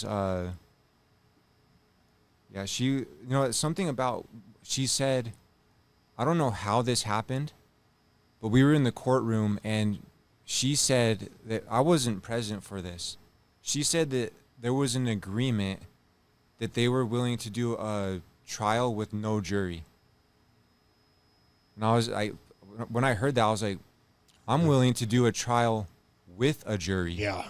And then she immediately, I almost think she flipped out, and she made a phone call and she's like, this pretty much we can't do this. This is over. Would that not be summary judgment? Is that what she's talking about? I'm not sure what What is a summary judgment? So summary judgment is when you go through the whole discovery process before a trial, and then the judge decides before it goes to a trial. It sounds like that's what happened. But there was a lot going on that we weren't present for. And the first time we showed up, we were actually told by the clerk that there was a hearing, and we were there, and it was almost like, why are you here? Like, it was like we actually showed up to the 4th District Court, and they were almost like, it was kind of like, we weren't supposed to be there, but we were told that there was a hearing happening. Interesting. And then in that courtroom, I wasn't given a word, like not one word. I didn't have a say in anything. And after I found out later that, so my attorneys, and I have proof to this, my attorneys that represented me committed perjury, and the judge, Craig Powell, committed perjury on the record. It was a recorded courtroom, and it was, as far as the docket, it was a recording. And there was also, I believe, court reporter taking the notes of what was said. What did they perjure on? I'll just say that they said that I admitted to something that was not true. And the funny thing is, I have the proof, and they still committed perjury with something that had nothing to do with this court case. I have the proof for that. I can talk about that later, because it does take away from this. But it is very important, because it proves that the system is manipulating things to harm a child and put a child in actually more harm's way. It's a way of getting father out of the picture. Okay. Oh, and then for 3 months we didn't hear from the McConkey law firm, and there was no money, nothing. I believe that they already had made a deal. There was something that we got an email from my attorney later saying that, or something somewhere, because we got all the documents, all the petitions, I believe, except the last one, and we never got the recordings from the court, the audio, because they said that my attorneys had to do it, and they weren't going to do it. I just got that sense they weren't, and I tried to, but they said that I didn't have the means to do it. In other words, they don't want that recording. They want it out because of what was said, what was stated. Interesting. Okay. And then also my mom received, I would say it was a private email from Cassandra Gallegos. She was saying that this is something that happens in Utah. Utah courts. The Utah courts are set up to pretty much Utah's not for fathers' rights. And she told my mom straight up, it's like the Leavitts took your baby. Yeah. So they had already made a deal. So this document's actually interesting, because the only way that I could contact the Northern Cheyenne ICWA office was through a fax. So I went to a local UPS, and I literally sent them I just call it an SOS. And this is what I sent to them. So attention, Roberta or Michelle, because we believe that's who was in charge. Can you please send a memorandum stating that you did not receive a petition from petitioners David Leavitt and Shalom Leavitt or Curtin McConkey, attorneys at law, Larry S. Jenkins, as of on or around September 17th, 2018, according to ICWA. And then the case numbers for the 4th District Court case, and then that was, I signed that. And then I sent another SOS, because this one was time sensitive for the case. SOS, time sensitive. I am the natural father in this matter. Case number, again for the 4th District Court. Gary Valenzuela, father. Alessandra Florence Fishing Hawk, my daughter. Mom relinquished parental rights, Tona Ray Fishing Hawk, prior to this petition, I did not receive any of the documents or wasn't present in the courtroom hearing. By law, they did not notify me through the 4th District Court in the city of Provo in Utah County, Utah, concerning any of this matter. I do not nor will not consent to this adoption. And then I received this document from the lead representative, and this was submitted to Judge Craig Powell from Michelle Littlewolf Sandcrane. So they're saying that she did not fall under the Indian Child Welfare Act. She did. That she does. Yes. Oh, it's okay. So just to add to this document is massive because Michelle Littlewolf could have stopped everything. Yeah, she actually had the power to stop this. But she didn't. Technically, she did. It's like she said it falls under there. And so with this document really matters. And again, it's one page. This matters so much because she was the lead representative of the ICWA office for the Northern Cheyenne tribe, for the Northern Cheyenne people. So this would be the smoking gun for you having the legal right. So what happens? Why doesn't that stop things? The reason why this document wasn't accepted, it was submitted, but the reason why it wasn't accepted was because Judge Craig Powell said he did not like the verbiage. In other words, he didn't like how it was worded. There's like one sentence there. 2 sentences. So because he doesn't like the way it's worded, he throws it out? Does he have the authority to even do that? I don't believe so. But that's the reason why this was not the reason why this was not accepted as submitted. I mean, it's a pretty straightforward document. All it's saying is, in response to case number, the Northern Cheyenne Tribal Services Department did find the following individual listed in the Northern Cheyenne Tribal Enrollment Data Bank. And it's only, one. So Alessandra Florence Fishing Hawk, and my daughter's date of birth. And then the child does fall under the Indian Child Welfare Act. Please notify the Northern Cheyenne Tribe ICWA program of all future proceedings, which I believe they did not do. Yeah, what happens next then? That was, I believe that was the last time we went to the 4th District Court, and because they said pretty much my father's rights were terminated. And then we got a response from Cassandra Gallegos saying, oh, if you give us, I think, like $5,000, then we can, a rebuttal? An appeal? An appeal. What? Yeah, sorry. Per month. I don't know what a rebuttal is. There's a lot of court lingo I don't understand. So this right here is the Northern Cheyenne president at the time, Lawrence Jace Killsback.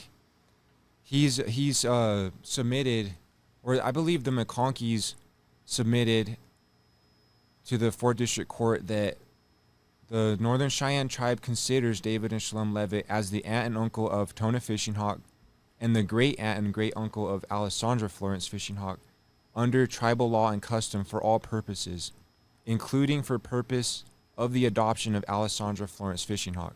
And again, this is on October 12th of 2018, the day that he was out of presidency. Wow. So in other words, it doesn't apply. He wrote this letter on the 9th, but he didn't write this considers letter to the Leavitts until the 12th. When he had already resigned. And then you have him saying on October 9th, this is, bless you. Thank you. You have his statement of president of Northern Cheyenne Tribe, L.J. Killsback. He's addressing the people of the Northern Cheyenne Tribe of his resignation, and that'll be uploaded for everyone to read if they choose to.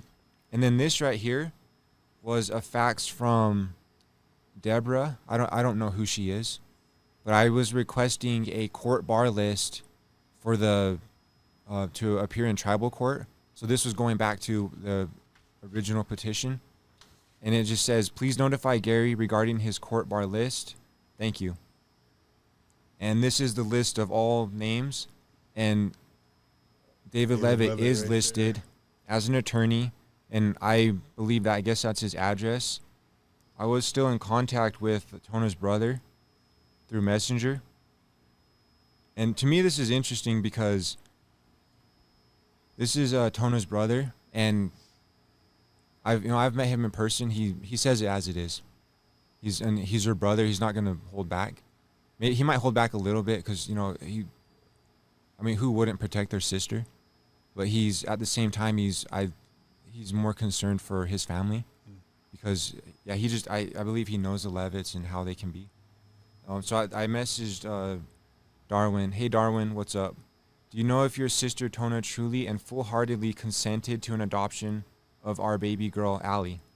I have been through 6 judges, 3 were tribal, 22 attorneys, FBI, and city police. Everyone was baffled in this situation. I don't know the Leavitts' intentions and don't know these people. I've never met them. I do not agree at all with the adoption. I want my daughter. She belongs with family.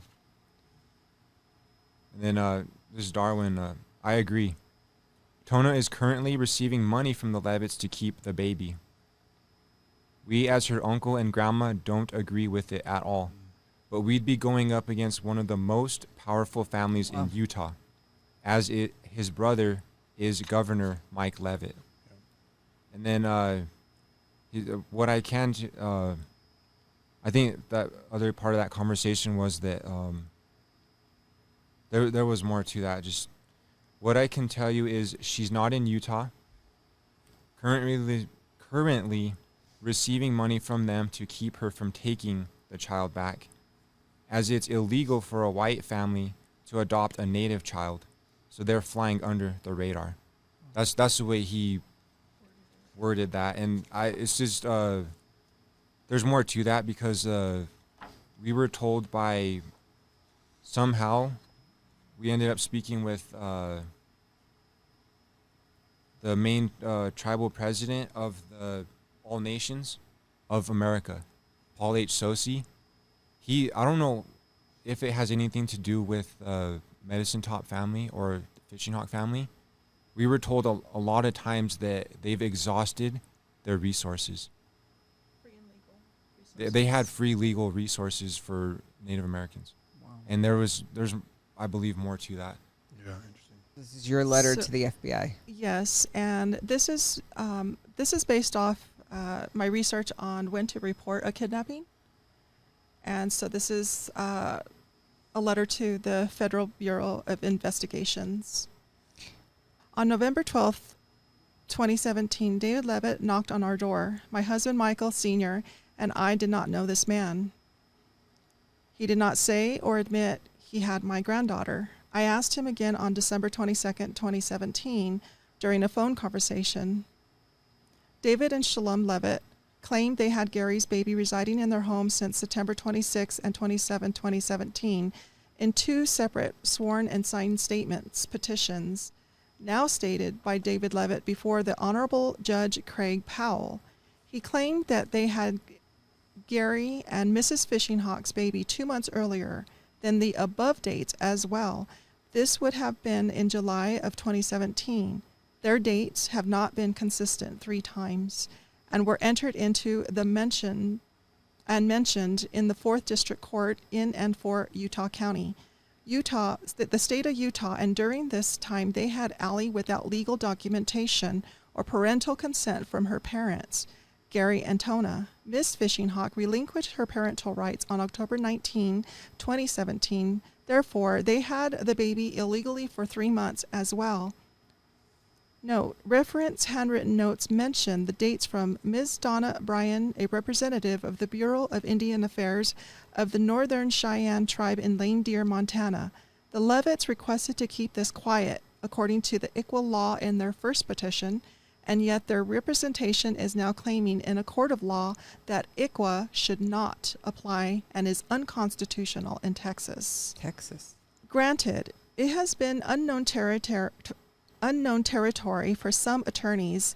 Is this a higher level of jurisdiction for the Federal Bureau of Investigations because of the crime and people involved? We were told this is too deep, according to Judge Paul H. Sosi. Do citizens who represent the law, who are held to a higher standard of accountability and responsibility, who teach and partner with law institutes, who are attorneys, break the law as District Attorney David Leavitt and his wife Shalom Leavitt? Would this be a conflict of interest to have a court hearing or trial in the very district represented and led by the district attorney himself, and claiming an adoption process, exercising disregard with the court system protocol, meanwhile circumventing the natural father and trying to exhaust time and resources? How is this ethical towards anyone? In my opinion, this is a crime against a child, her family, and humanity. This is an immoral and an unjust act, and they have continued living with this act and are still without the legal right or custody of a minor child. Allie is in captivity and a victim. She should not be bonding with kidnappers. Very well said. Yeah. Very well put. So how did the FBI respond to all of this? They didn't. Not at all. They didn't even accept the documents, because we have a. I would just say we wrote a book, 400 plus pages, and they said that we can't go in with any. We went to the FBI, the field office in Salt Lake, the main office. They said that they didn't want any audio or USB. We had a CD and a USB with audio and all the documents. They said that they couldn't accept it. And with our book, we were able to take it in, but they said they wouldn't look at it because it just sounds like government corruption. I mean, it's hard when you're going up against someone whose brother served literally under George Bush. Yeah. And as the governor of the and state. it was the governor of the state, and so he had all the connections to the state, but then he had federal connections as well. I mean, that's what's so tough, and they knew they could. I'd imagine the church as well, if you have Kirk and McConkey's involvement as well. Yeah, and also we were told by Deborah Charette Waters, after speaking with an ICWA representative, that the missing murdered Indigenous women and children, that Facebook page was started from the Northern Cheyenne Reservation because it's so bad out there. Wow. Because the tribal police, the BIA police, aren't doing their jobs even on the reservation. Wow, no one's so sad. No one's getting help. That's so sad. My mom and I just figured, why not put quotes together, because it shows who we spoke with and pretty much who didn't help and who's in position and has authority to help but is claiming that they can't for whatever reason. And just random quotes from people that we believe are significant in helping. So this first quote is from my attorney, Gregory B. Wall. He just said, "Gary, you were never supposed to receive this petition. You let me take care of this. This is a legal matter." And this was submitted in the 4th District Court of Utah County. Again, it was under the codified Utah Code annotated for kidnapping, 76-5-301. An unlawful detention of a minor child against the wishes and without the consent of a natural father. And then it's a trick they do by filing in civil court instead of juvenile court to avoid free legal counsel. What's going to happen if you show up at their door with the police? There could be problems at the door. I agree, it's kidnapping.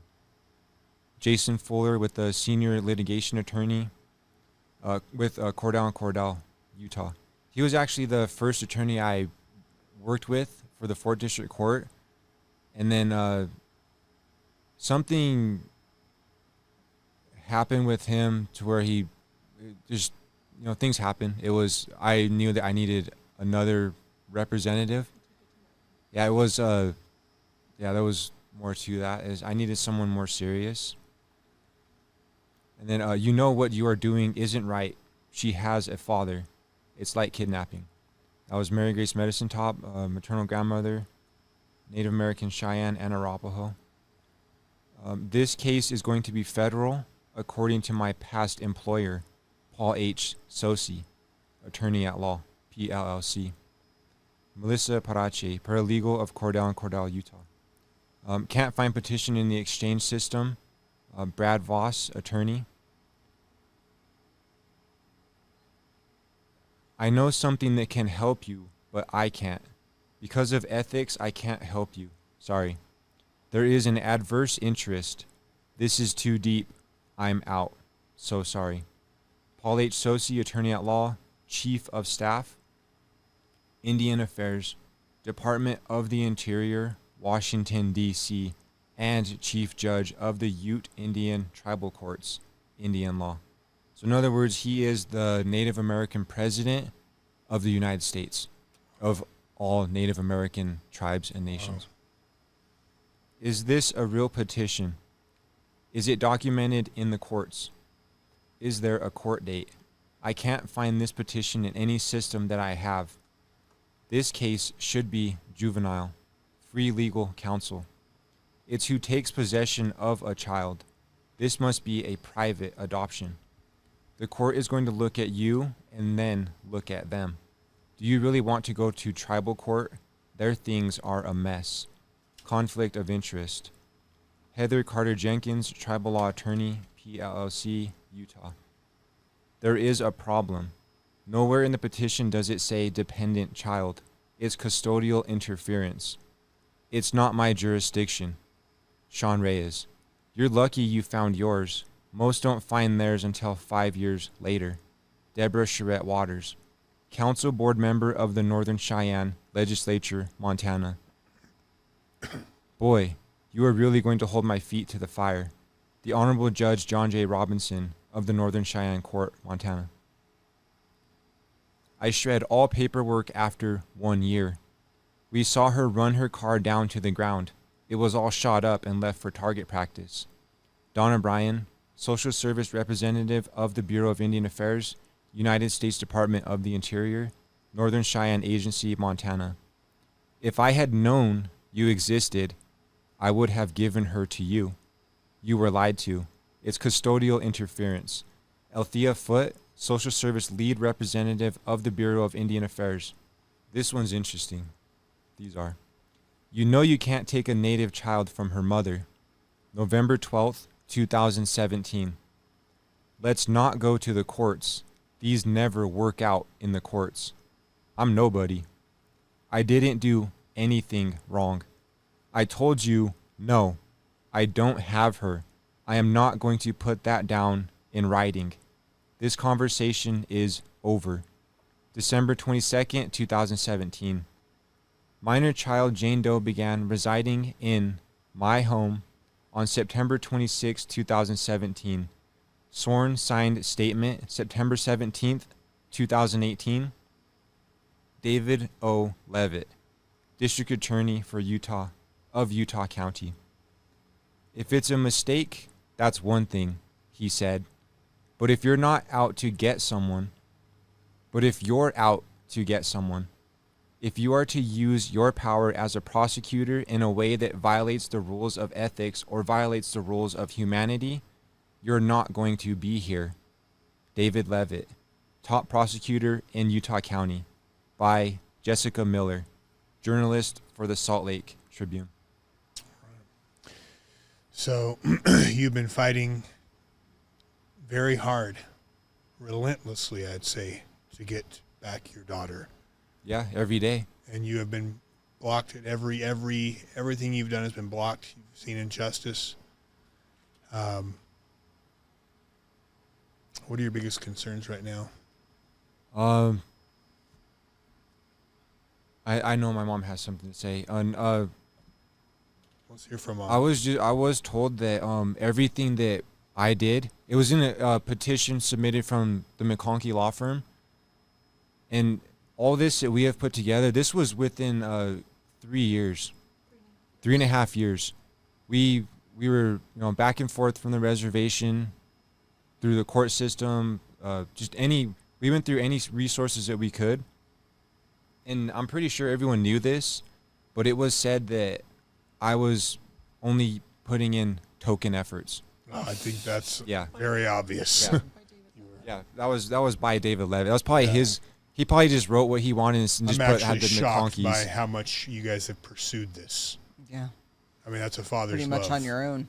We were told by the Brian Kimball. He was at FBI he was working with the Utah County Sheriff's Office. We were told that we're in the top 10% of people that actually have something. Yeah. So how come people aren't getting these documents? Like, it's almost like, do they even exist? Like, does anyone even go to the courts and ask? I want to know what's happening with my child. Yeah. It's that simple. What are your thoughts, Terry? I have several thoughts, but the few that are really hard is our whole lives are upside down. They're not complete. They never will be complete because Allie is missing. She's not with us. She's not with her father who loves her.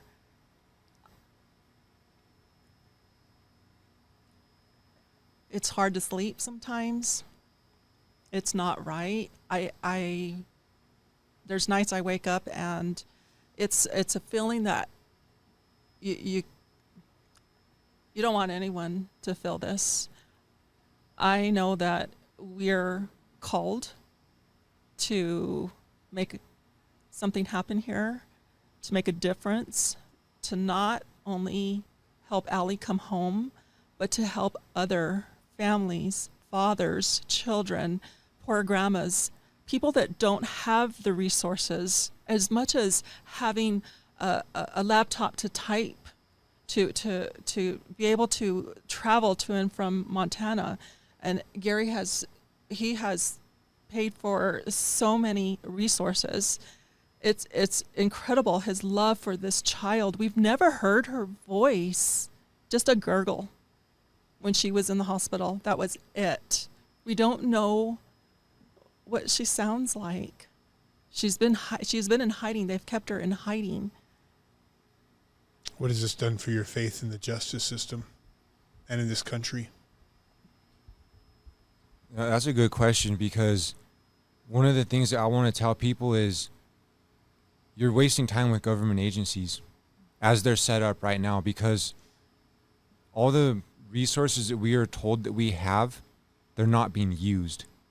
We were literally told by, I won't mention the name on this one, but we were told that this is what someone believes, that the reason why cases aren't being solved or closed is because it gives an agency a reason to say, go pick up a document and say, like, all right, I looked at it, and then they put it back down to keep it open, because then they still get funded for that case to be viewed.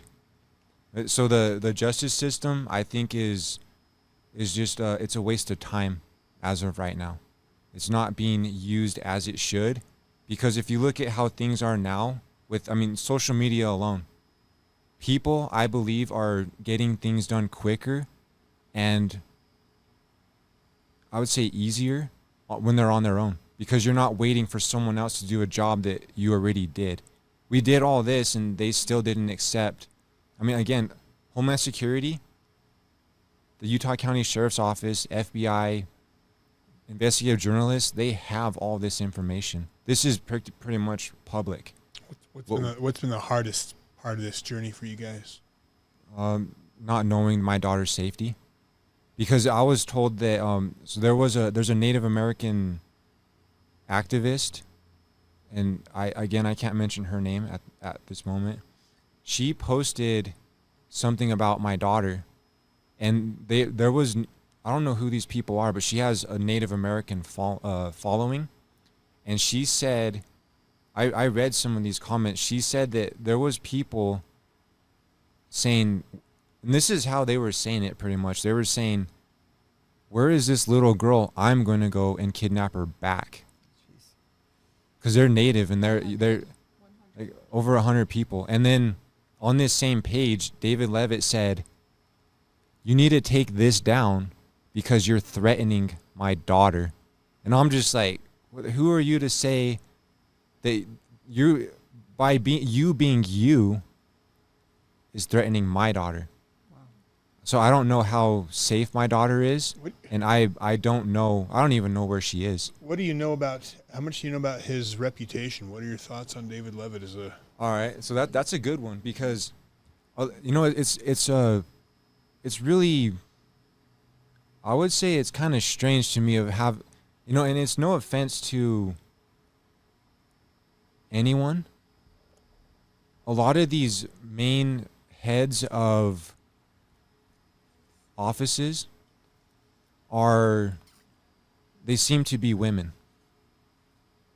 And the reason I'm saying is because we were told and these women, these are strong women. But we got the same response from mostly all of them that David Leavitt bullied them. Wow. And these are, and I say they're strong women because they're the Native Americans that I have met. They're the nicest people I've ever met. The nicest, the nicest and funniest. And you always hear that, the savages, and you hear certain things, and I'm just like, that's, it's not true. Like, who wouldn't go savage to fight for their child? Ask a father that's willing to, risk his life for his child. But these women, they all say that they were bullied by David Leavitt, and he seems to prey on women. Even Mary Grace, she says but she's like, I'm not scared of this guy because she obviously knows him, and she is her sister in a roundabout way. She is foster sister. So she was in foster care with the Eastwood family. So Tona's mother, yeah, was in the foster care through the system. Indian placement program. So she actually was, So she left the reservation and so that's how they really know each other. Wow. But there's still more to that. There's definitely more to that. Because she does not like David Leavitt. She use the words that she said. she's more blunt about just the way she speaks. But she says it how she needs to. But other people, we didn't seem to speak with a lot of men. And the men that we did speak with, we didn't speak with him, but we heard that this one man in particular, he was on the court bar. He's passed away as well. And he found out that it was his, through marriage, Tona is his niece. So I believe he found out that he sold one of his own, and it got to him. Wow. We don't know that's in my opinion, because I don't know what really happened, but he did find out that it was messed up. It was family to him. Yeah. So this man, he helps on the reservation. He would help. He was an advocate. Yeah, and so what Mary Grace told us is that he was helping David Leavitt navigate the system and people. That I guess he was just looking for a way to get Allie. And so this man helped him, but when he found out and spoke with Mary Grace, it hurt him so much, and he pretty much died 30 days later.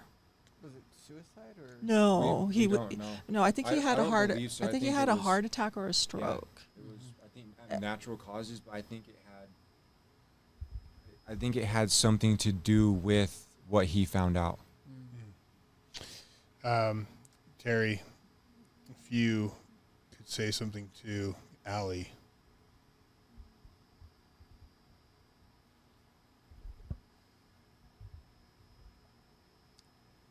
Allie, I have written to you. I have created beautiful poems. Your father writes to you every single day.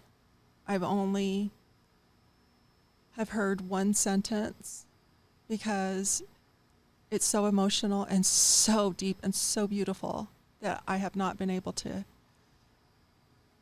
listen to more, because I know one day this book is going to be for you.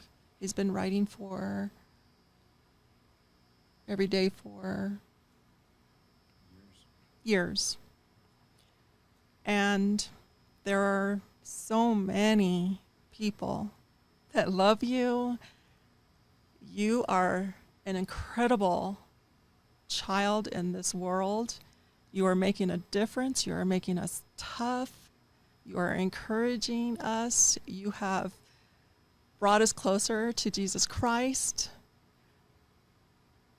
Everything that I have to tell you will be written. And I love you, my little granddaughter, Allie girl. I love it. Gary, any final thoughts? I would just kind of add to that. I would just say, I've been on other platforms and I didn't really get much of a say. I would just say, Alessandra, I love you and I'm here for you. We are all here for you. God bless. Thank you, guys. My heart goes out to you guys. Yeah, thank you. I cannot even begin to fathom, and I admire your just relentless fight for justice, and it's just heartbreaking because, you know, there's no book on how to do this or an instruction manual, and yet you guys have turned every rock and looked over every mountain peak and just, you know, but everywhere you've gone, every place you've turned for justice, you've been denied because of corruption in our system. Alexi, any final thoughts? No, it's heartbreaking. I just wish there was more that we can do, and if there is anything that our viewers could do to help, what would that be? I would just I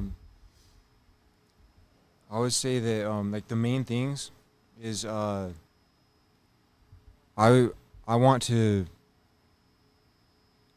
even say bring back. I want Utah to acknowledge fathers' rights, because even my dad, he's talked to random people like you have to get things done around where you live, and just talking to random people. This has happened to other men, and they're just like, well, yeah, there's nothing we can do about it, which is not true. And it's just basic, like custody of a child. I mean, I know this is different because of who it involves and what it involves, but I want to help fathers' rights, so to help fathers understand that establishing paternity is something that has to be done in Utah, because that's how they get a hold of your child without you even knowing it. So establish paternity where you're at, and then don't waste time with government agencies. If you really have to go through those channels, it can work, but I would say just do what you can. Is as how things are going now in America, and I would say even around the world, find a reputable platform and go public. If that's what you have to do, get word out public so more people are aware, and then just do that as soon as possible. Get word out as soon as possible, and always establish paternity. You do it through where your child resides, because that's what they were saying, that I didn't establish paternity. But the thing is, Tona gave birth in Montana, and that's where I established paternity. I guess that didn't apply in Utah, even though it was done. Oh, I just want to thank you guys for coming and just my heart goes out to you. And I know our listeners' heart goes out to you as well. And it's hard because this country was founded upon the principles of law and order and justice, and all are equal under God. That the government is created to serve men, and that the government is below us, that its job is to serve the people. And I just think more and more people, including myself, feel like the government has become our master, and the power structure that our founding fathers gave us has been flipped upside down, resembling more what they rebelled against. And I mean, honestly, like the artwork here represents to me, I think the sentiment, is that our children are under attack, literally. And the enemy has become the government and people in power, unchecked. That's why we started doing this podcast, because the corruption is out of control, and I think people are frustrated because it's like, where do you turn? And I just believe the only hope is the people. I agree with you. I believe that's why we do this, is to raise awareness, because I do believe the people have power if they will stand together and demand it. And I just hope that, those of you watching, I hope you appreciate what you have. I think, I hope you appreciate your family, appreciate what you have. And anyways, God bless you guys. God bless you too. Thank you. Yeah, thank you guys. And to our listeners and viewers, God bless you. And I will tell you this, God needs you in this fight. Lexi and I do what we do, and, you're here for a reason. These two are here for a reason, and they're they're very clearly doing what God expects them to do, which is stand up and fight and do everything they can. And I pray there's justice for people, for this couple, for this, father and the grandmother. And I pray there's justice with the Leavitts, and that we can get justice in this country, and in this state. But anyways, thank you guys for all you do, and thank you for all the support. Thank you for out volunteering on the streets, helping raise awareness. They shut us down on billboards. They shadow ban us on Instagram, but we are doing everything we can to wake people up to what is happening in our backyard, because my only hope is in you guys. So thank you guys, and God bless you all.